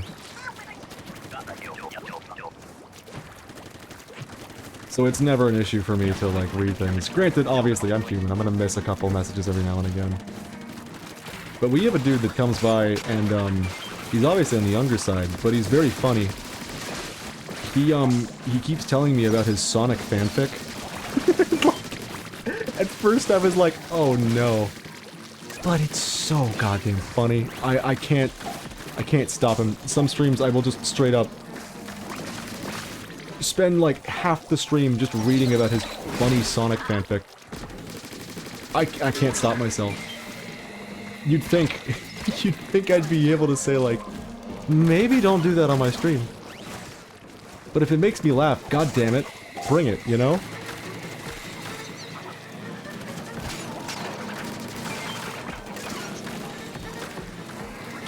Plus, when it's just me and I have no one to read in the chat room, I run out of things to say at a certain point. Honestly, that seems like a banger. Well...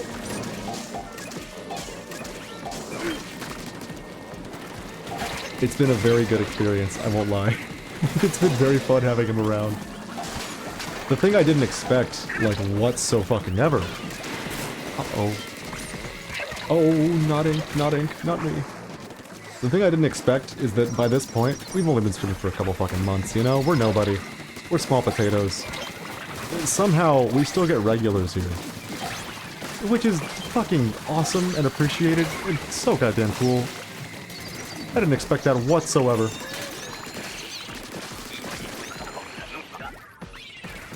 But I'm glad he's one of ours. What is it? What do you want? Okay, you're just letting me know you're here? Okay, that's fine. Alright. The cat, do the scream. I hope I'll be able to catch a stream with the Sonic fanfic guy. Oh, you won't miss him. He'll be around. At least I hope so. That's actually weird to say, honestly, because, like, I didn't expect to have regulars, but it's gotten to a point where I, honestly, more often than not, expect to see some of these people. Not that I have expectations, but they just show up so often. That it's like, oh, he's here? Normal stream then. And that's really fucking cool.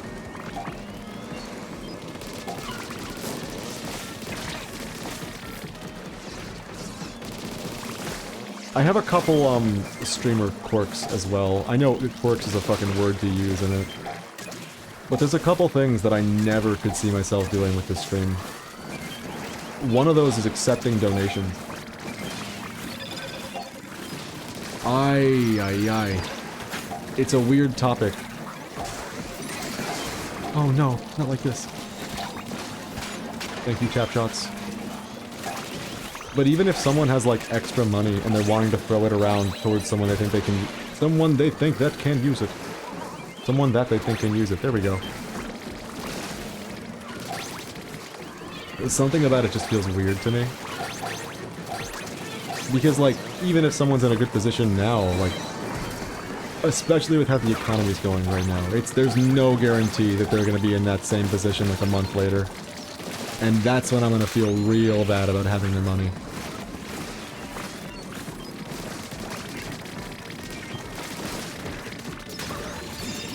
Whoa, the frame rate! Look at it go! Oh, that was amazing! You want... Hell, one of the things that I'm gonna have to get used to at some point, probably... I do not like ads running on my stream. I just don't like it. It's, if I can help it, I will never put someone through an ad. Because I don't, like, from a viewer's perspective, again, I don't fucking like ads. I don't want that shit. It's a little anti-streamer from time to time, some of these things. And for my next trick, I will make 2/3 of my FPS disappear. Oh man, when the stream began today, we were dropping frames like nobody's business. And that really was the mantra for the start of the stream today. Keep in mind, especially if you're a VOD watcher, you're not gonna see the dropped frames, because I record this locally as well. That's how you know it's not a hardware issue, and that it's an internet issue. But the internet has been fine for 3 months, and then suddenly it started like this. I'm still a little frazzled by that. But we lost our bitrate like super hard early in today's stream. And that scares me. Because in the past, I've had to stop streaming, like, consistently. Like, say I was streaming every other day. I've had to just fucking upright quit. Because of bad internet before. And because of how, like, I like to do this kind of thing. With consistency, I hope they shoot down that snatcher. They got him. Because I like to do this thing with consistency. No! Oh, we were so close.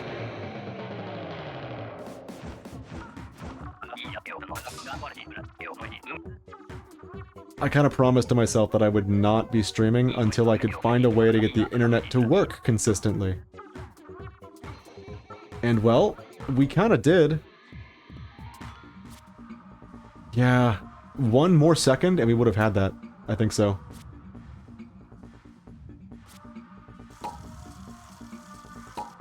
And things were perfectly fine until the strange men showed up in my backyard.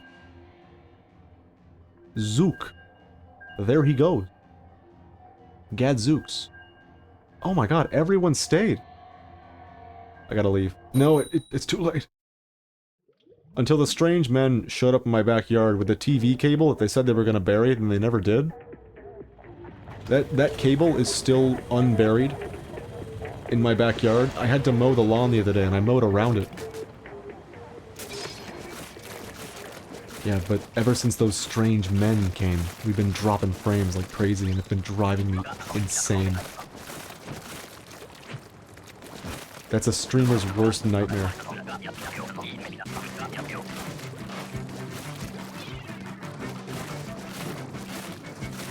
Man, I kind of talked myself into it today. I've gotta continue streaming Risk of Rain 2. I was thinking about kind of putting it on the back burner. I can't. It's just such a good game. I've gotta, like... Until I'm done. Until I'm done with it. I gotta keep streaming it. It's gonna be at least 10 streams until we're done with it. Because the way we do it is one character every stream. The whole time. The frame vampires. The frampires. They set up the frame-stealing cable. They drink our frames. That's atrocious. Somebody stop this menace. And the only one that can stop them is the unlikely hero. The untrustworthy mega corporation, Google, with fiber internet. That's how you know you're fucked, if you're relying on a megacorp to bail you out. I'm gonna killer whale this thing.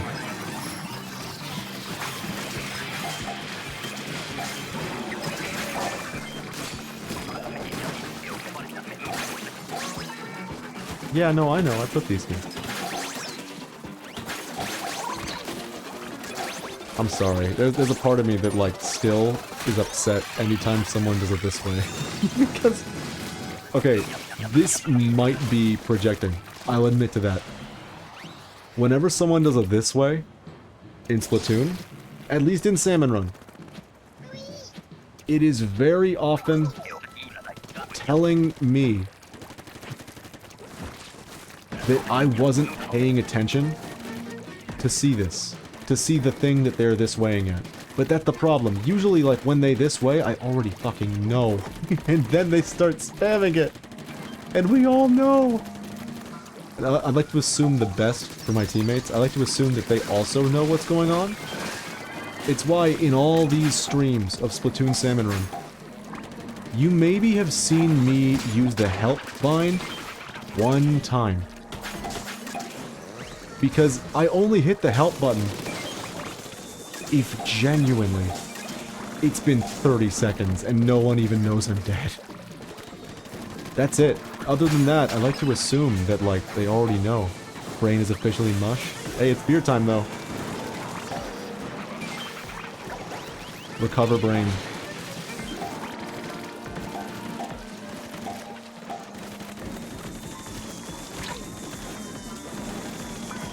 We kind of discovered that Splatoon has a mechanic that could be described as beer time. I'll show it after this run.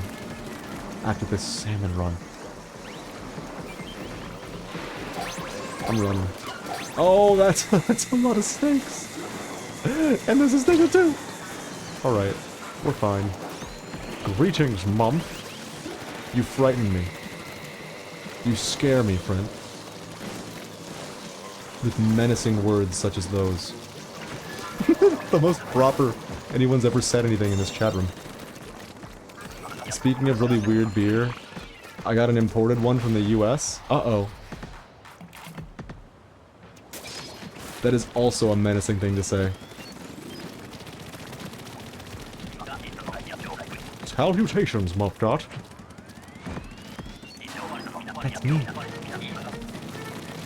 I was watching a streamer named Max the other day. And he was playing a game where you sell drugs. The game is called Schedule 1. Janricky, we gotta fucking play this game. We gotta. It's 20 bucks. We might have to wait a little bit. I was watching him play the drugs game.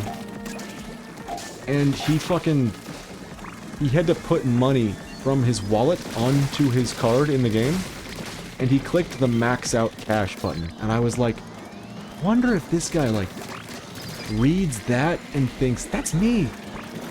I'm Max! Connecticut Valley Brewing Company Smoothie Strawberry Lemonade. That is so many things going on in the same brew. I came out here to save you, Zach. Now go with my blessing. Oh, that's Zook. My bad, Zook.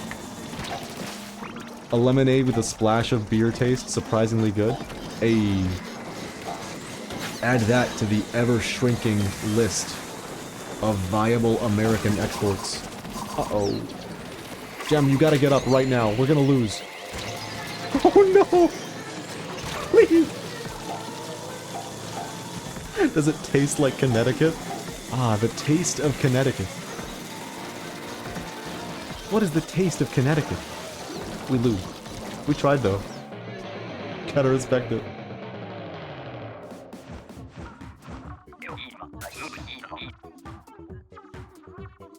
Pollen leaves. Why do I think they're like a corn state? A corn or a potato state? What? You know what?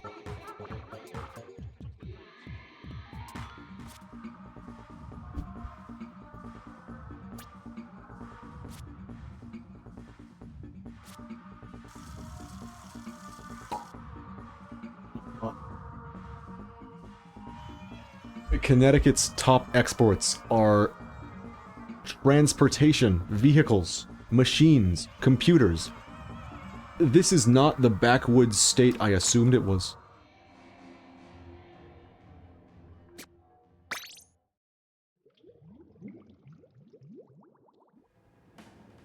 Surprisingly not maple syrup. Is that them? I know it was somebody. Alright, NCM, are you ready for this?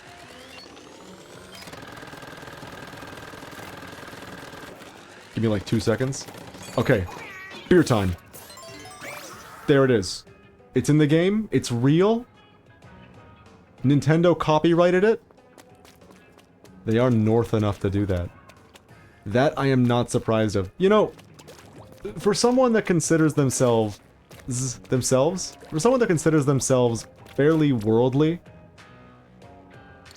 I sure have no fucking clue where Connecticut is in the US.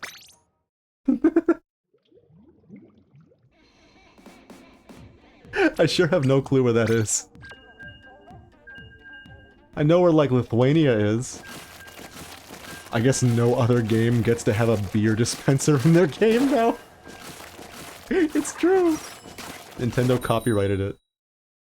Now if you want your beers in-game, it's a Splatoon exclusive. TF2 take notes. Yeah. Yeah, they've only got the hats. They've only got, like, the beer pack. And the taunt.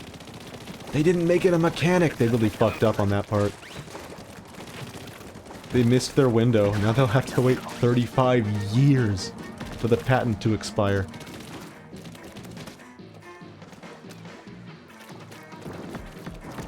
Oh, this guy again. K3 Spike. We had him in the last one. And Stardust! And Brass Tacks! Okay, I don't know about Brass Tacks, but these other two have been with us today. I'm lasering them. That's my favorite way to defeat the shark in this game. If you have the DPS, just like laser him down, forget about throwing bombs, who cares? You have the power. Splatoon 4 will also have Tactigrill. I like that. What would they eat? You know what? I made the cup ramen shrine. Shrine? With an M? Okay. I made the cup ramen shrine from last stream. And I kind of learned something. These squids, they be eating seafood. That's all they eat. Obviously, there's no mammals in this game. The mammals have perished, all except for the one that is currently floating out in space for the rest of eternity. But they eat seafood.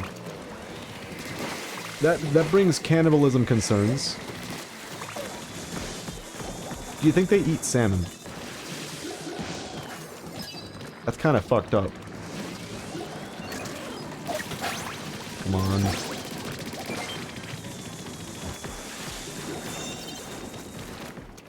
I wonder what stat boosts Splat burgers would have. What would they be made out of? If Nintendo wanted to be cute, could make it colored gelatin. They could pretty easily do that. Sickening. I guess adding the flavor to the world with the whole, like, everything's a water creature, welcome to Splatoon. I guess that's, like, that's cool. I'm glad. But it does worry me that we're eating, like, sentient, cognizant, conscious creatures. Pretty sure squids eat squids. That's what I'm saying, man. I'm beginning to worry. That's the next Splatoon game plot. Stop running away from me! I'm trying to save you. It worked out. Oh no, I'm Carbon Roller. This is fucked.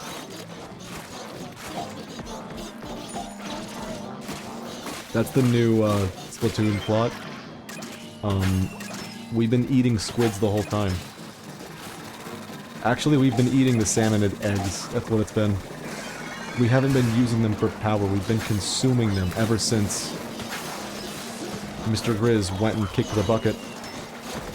And now, in Splatoon 4, the salmon have come for revenge.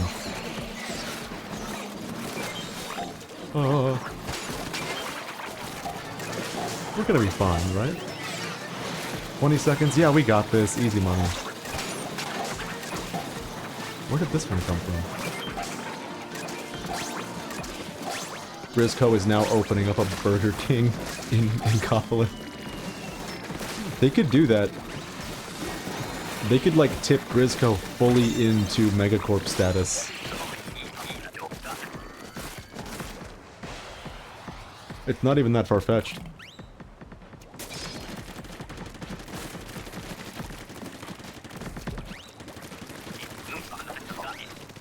Hey Jam, tell me what color your name is in your chat room.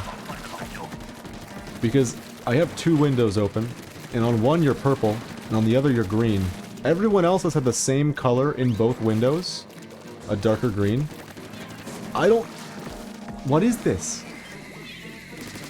You think you're special? I don't fucking know why. Did I give you like mod status or something? I don't know anymore. I don't know what to do with this.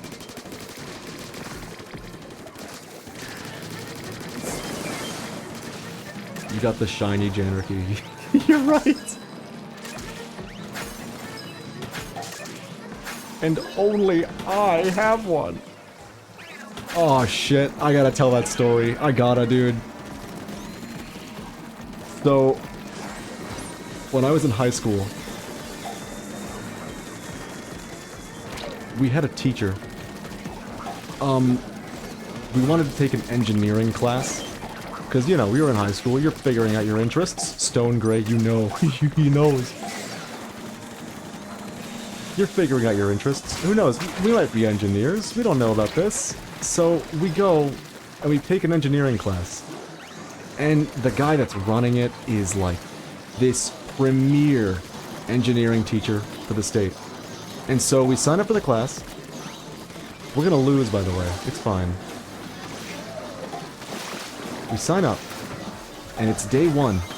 Suddenly, we discover the guy that was running it has left. We are left with a new guy running the engineering program. So, it's day one, we go to class, and what is our project for the first day of engineering class? Sort, I got all these bins of Legos. I need you to sort them. That was our project for the next 2 weeks. We had to sort this guy's fucking Lego bins. This guy saw the opportunity to teach an engineering class, and he decided to teach us Lego engineering. Not helpful, obviously. What we learned in that class, we could have gotten literally anywhere else. It was not helpful information for engineering. We did learn a couple things about programming with Legos, which is a fucking, like, bizarre statement in itself. But here's the deal. One day, we get to class, and this guy is elated. He is so excited, on top of the world. And he starts rambling. I need you all to take a look at this. This Lego piece. He brings out a 2x3 gray Lego piece. There are only 6 like it in the world. This is 0308 Stone Gray. And I have one. Dude has lost his mind. Dude is actually, like, psychotic. And, the unfortunate end to this story is that, like, I maybe was a little bit closer to a delinquent than not, which, I mean, wouldn't you be if your fucking teacher was rambling about Legos instead of teaching you anything valuable? Oh, they're alternating the lasers, that's wise.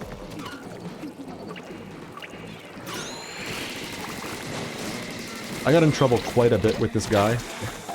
I ended up having to fucking sort Legos for half the year in his class. That was all we did. What the fuck, man? What is this? Why did I sign up for an engineering class if I'm just gonna be sorting Legos the whole time? Anyways, now every time I see the color gray, I'm reminded Stone Gray. And he had one.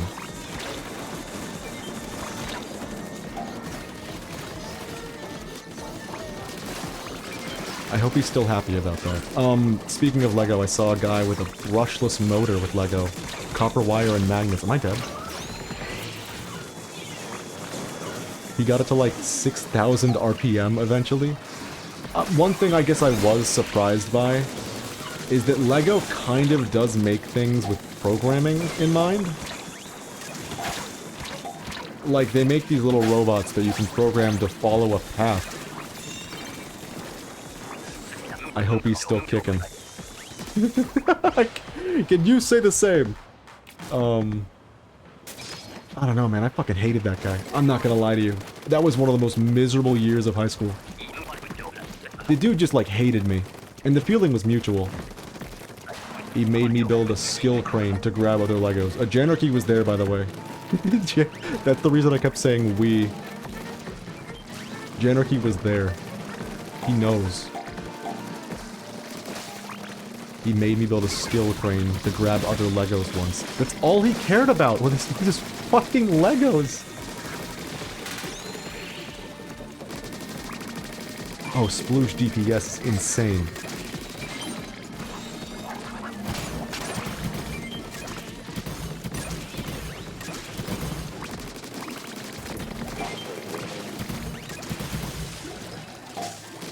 Let's just keep going.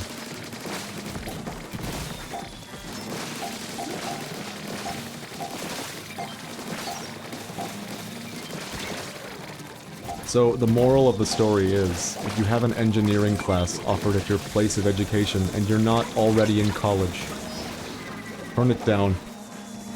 Don't risk it.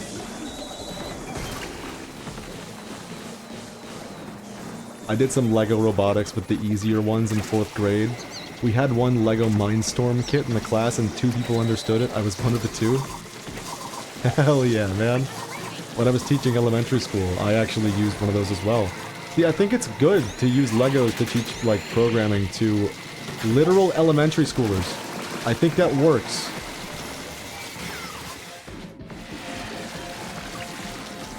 High school, not so much. Now imagine doing that in high school, but for a whole 2 years, and only getting past the basics. Ugh. That guy was insane. I don't know of any other way to put it.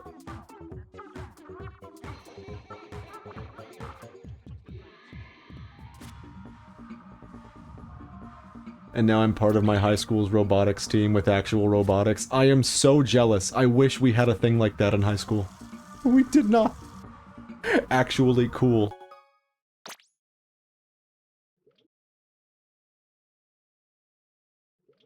Alright, I'm gonna play like 1 or 2 more, until we at least win. I need that. We've just lost like 5 in a row. I need a win.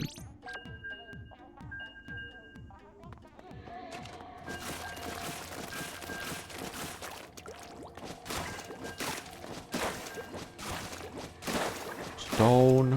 Right. Sorry, it's... The way he said it has been permanently etched into my brain. Wait, can I do this? Yeah, let's go. Here's your new, rare salmon run tech. If you have a roller in this room, you can do a funny thing. Unrelated, game I was downloading is done. Internet was kind to me today for once. Hey, rarity. At long last. Alright, here's the deal. The stream is gonna end very shortly. I'd be lying to you if I said otherwise. And then me and Janarchy are going to go and play Dark Souls 3. Seamless co-op. And it might be fantastic. It might just... If you want to see who the fuck this character is, I'm gonna upload our playthrough of Dark Souls 1 at some point, that's for sure. Because some fucking things happened in that playthrough that I didn't think were possible. Oh. Missiles everywhere. NFRC, which is the main high school robotics league. One of the 3 leagues made by First. Oh, it's in FRC. God damn it. That sounds awesome. I'm like... It sounds seriously beautiful.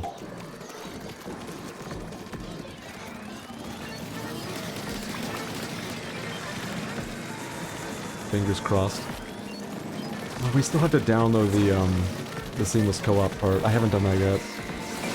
Although, I did download the entirety of Dark Souls 3, the 20 gigs, in like 5 minutes.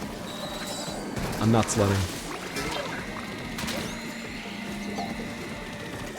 We just gotta win. And then we gamble.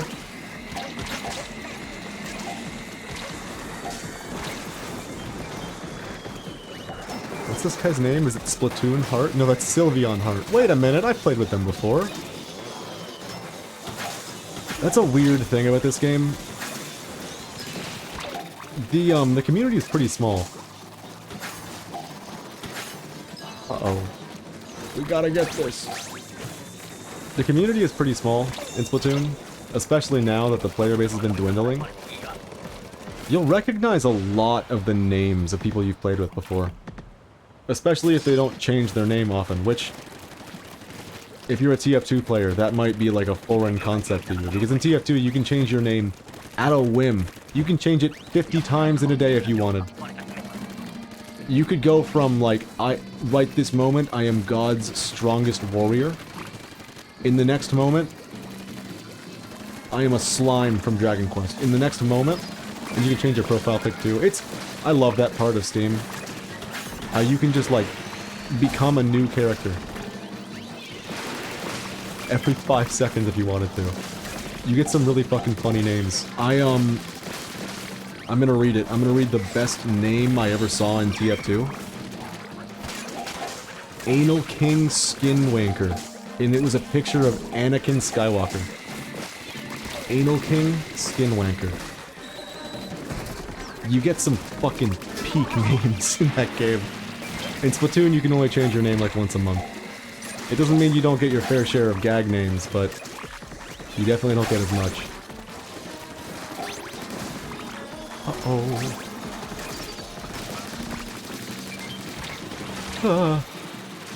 If anyone wants to see the team, you can search Hyperion3360 on YouTube. Totally not an ad.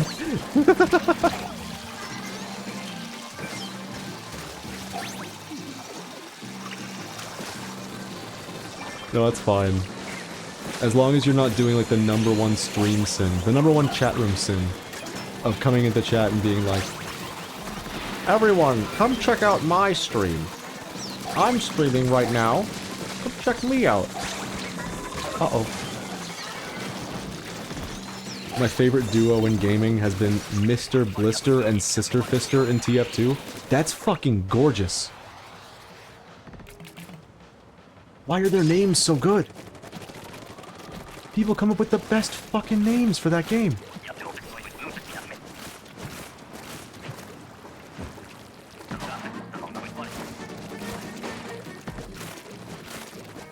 It's almost poetic in a way. It's genuinely poetic in many ways, if you ask me. Just not in the ways that it'd be recognized by high society. Yeah, I know I just committed to a really dumb thing. Pretend it didn't happen. I'm bringing this guy home. He's my new best friend. And now I'm gonna kill him. No! Why did that happen? Kill him, please! Thank you!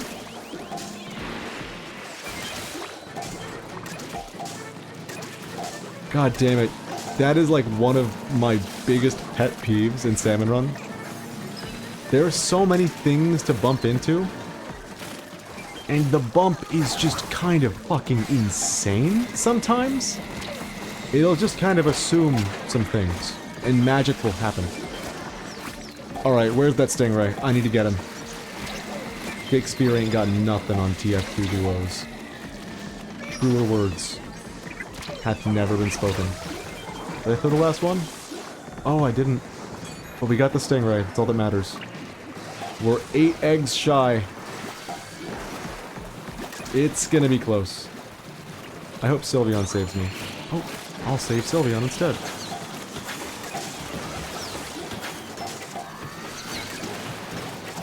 No! Oh. Oh, we were so close. Alright, I'll give it one more shot. And then I gotta get going.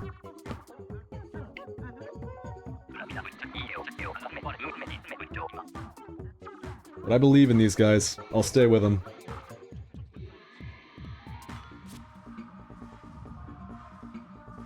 I still have the Anal King Skin Wanker screenshot. I still have it. Sometimes something just kind of like flashbangs you with such effectiveness that you can't help but to screenshot it and save it forever. Oh. Everyone but S'mores left. Now it's just me and... Feels bad, man. Everyone left me. I'm the problem. Alright, I'm gonna get back in my spot.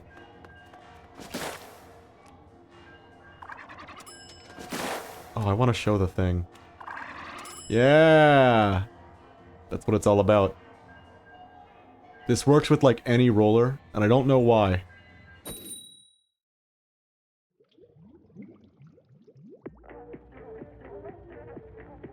That's that, 1500 hours Salmon run tech. Why is there so much useless tech that I have for this game? Just, like, completely fucking useless. Like, I'm scripting that video on, optimizing paint output with every single weapon. And the things I am, like, realizing that I have... It's just fucking stupid! Some of the informations. S'mores, I know. Oh, he is not happy to be with me again.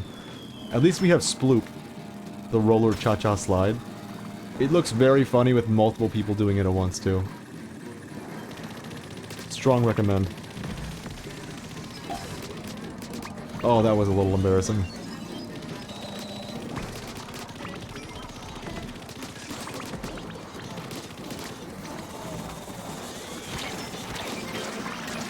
Ah.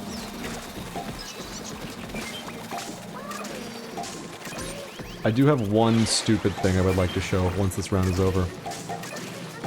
And then we can end stream. A thing that confuses me.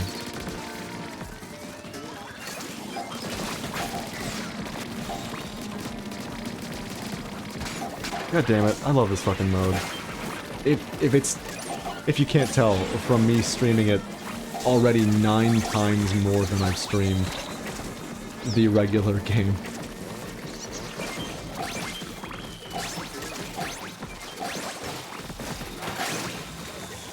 I've really gotta get into doing the ranked modes and competitive, because, like, I get the feeling that my enjoyment of the game will just shoot up further and further. Oh lordy, not the missiles.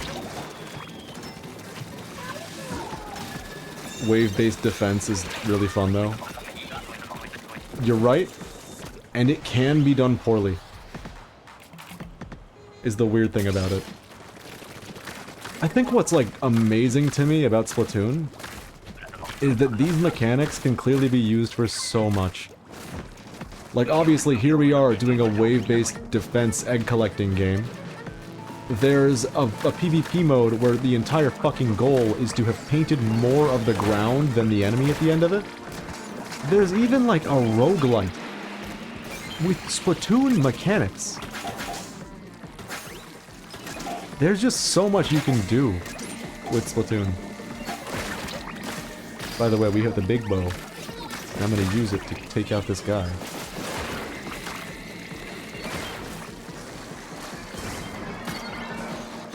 By the way, you'll see varying degrees of success over those things.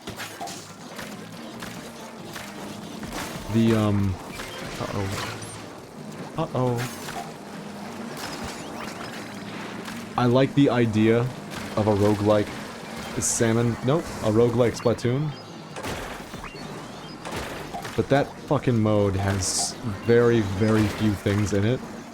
It's just a little light on content. If it were heavier on content, I'd be playing it fucking every stream at least one time. I might play it one of these streams. Where did you come from? One of these days. The Grizzco bow is basically the Wellstring 9. You're not wrong.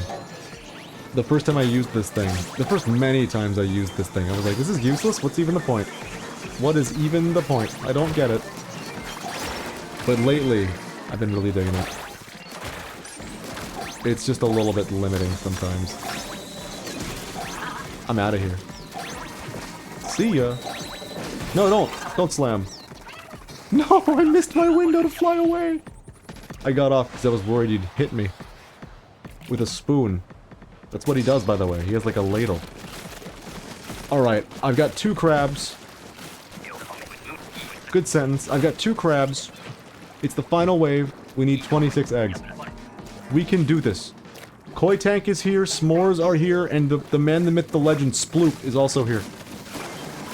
It can be done, it will be done. That's it, is in heaven! Is that where the fuck I was going with this? I don't think so, but we got there. Ah, shit.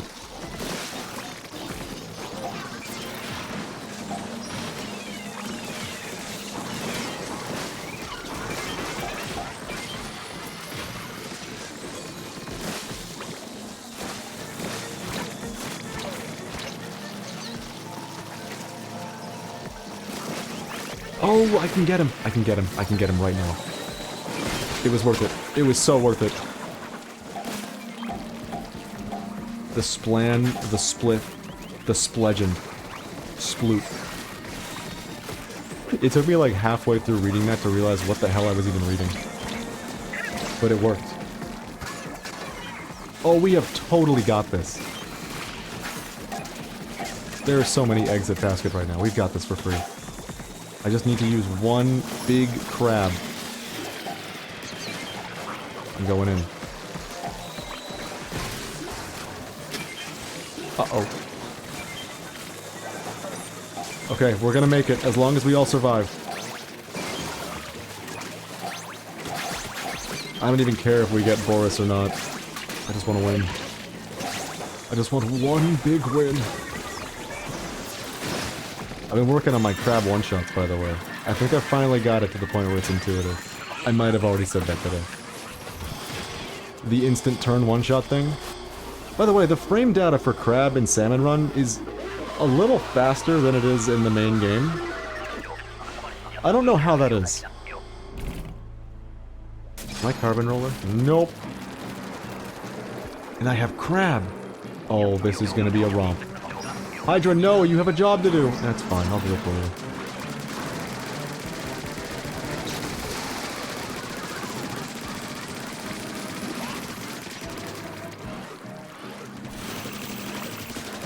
That's a cool miss, S'mores. Good work. Oh, if only the Hydra were here. Instead, he's about to die. Sploop, no! It was Sploop! Sploop the Betrayer. Oh, come on. What am I supposed to do with this? S'mores, we can do this. We got this. Let's get it done.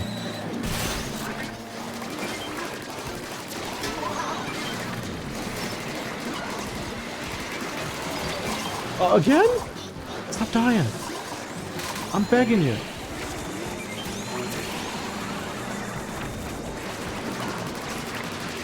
I do have shooter movement right now, so it might be just like shooter privilege kind of thing that I'm living so long. Uh-oh. There are so many eggs being delivered straight to us. We can totally do this. He just makes one more pass. What did I just hit with my egg?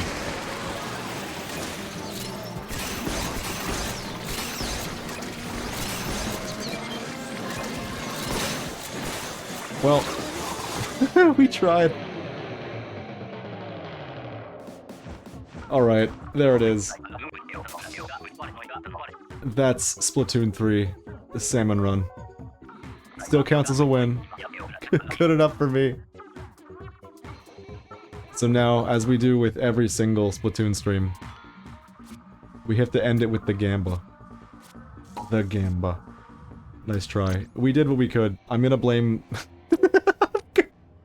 I'm gonna blame Sploop.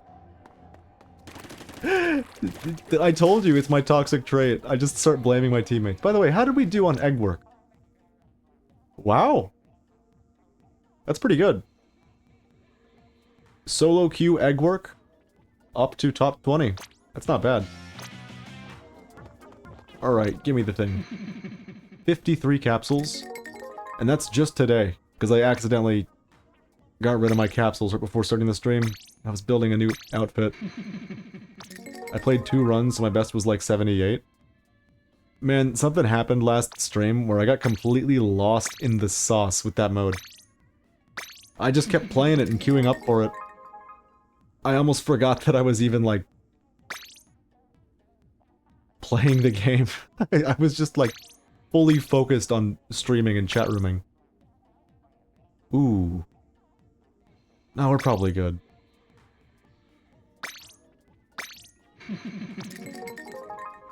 Look at all these chunks.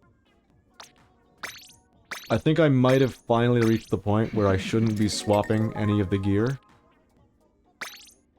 It's all got abilities that are worth having on a main slot. There are some things that are very worth having for your main slot on your weapon, other things not so much. Swim speed for Splatlings especially. And then special charge up. Those are the, like, priority ones. You want those for everything. Ooh. I'm keeping that, actually. I'm keeping this. I don't have enough special charge shirts. I could really use this. I think so. It's not a need, but it's a want. Okay. I need to share something with you.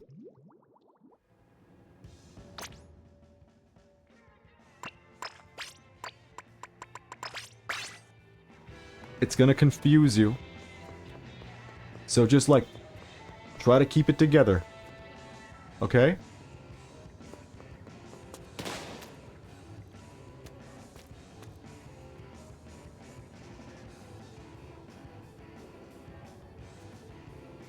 How did this happen?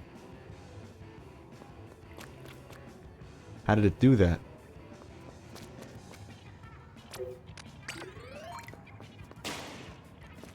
Why does it paint like this? I don't understand. I don't know. Alright, it's Gamba time. I'm gonna waste all of my money on this. Let's try to get Explosher user. That's all that I really want. Also, that is confusing. That's like an Explo only quirk, by the way. In terms of main weapons. I'm sure other, specials do that too. I should probably get some better run speed gear for Splatling stuff. Because my only ones are like 1 main of run speed and a certain amount of subs. That's, yeah. I'd recommend it if you want to pick up Splatlings. If you had a good time with edit. Scorching Dance Master! If you had a good time with edit. Definitely. Run speed is like the thing you go for, especially on shirts, because you're probably gonna need your hat for last-ditch effort. Prestigious Professor! Because there are some hat-exclusive abilities that are just, like, the best abilities in the game. Last-ditch effort and comeback. You want as many of those as you can get. Alright. The final Gamba. And it's blue, of course. You only get a title from a purple one, and I think we got, like, 2 titles, that's fine. Ah, more Gamba. I'll try editing a match soon, but that first turf war with Mini was nice. Hell yeah. The more minis, the merrier. That thing slaps. Wait, there's hat exclusive abilities? Yes, indeed. There are exclusive abilities for all these. You know what? I should tell you this, because you're a little new to the game. With shoes, you always want stealth jump. There are very few situations where you don't want stealth jump. The exclusive abilities are here at the very end. For shoes, stealth jump, object shredder, and intensify action. Object shredder, you do more damage to things like crab. And intensify action, I might as well show it. It lets you do a funny little thing. If you just jumped to a teammate, or if you did a jetpack.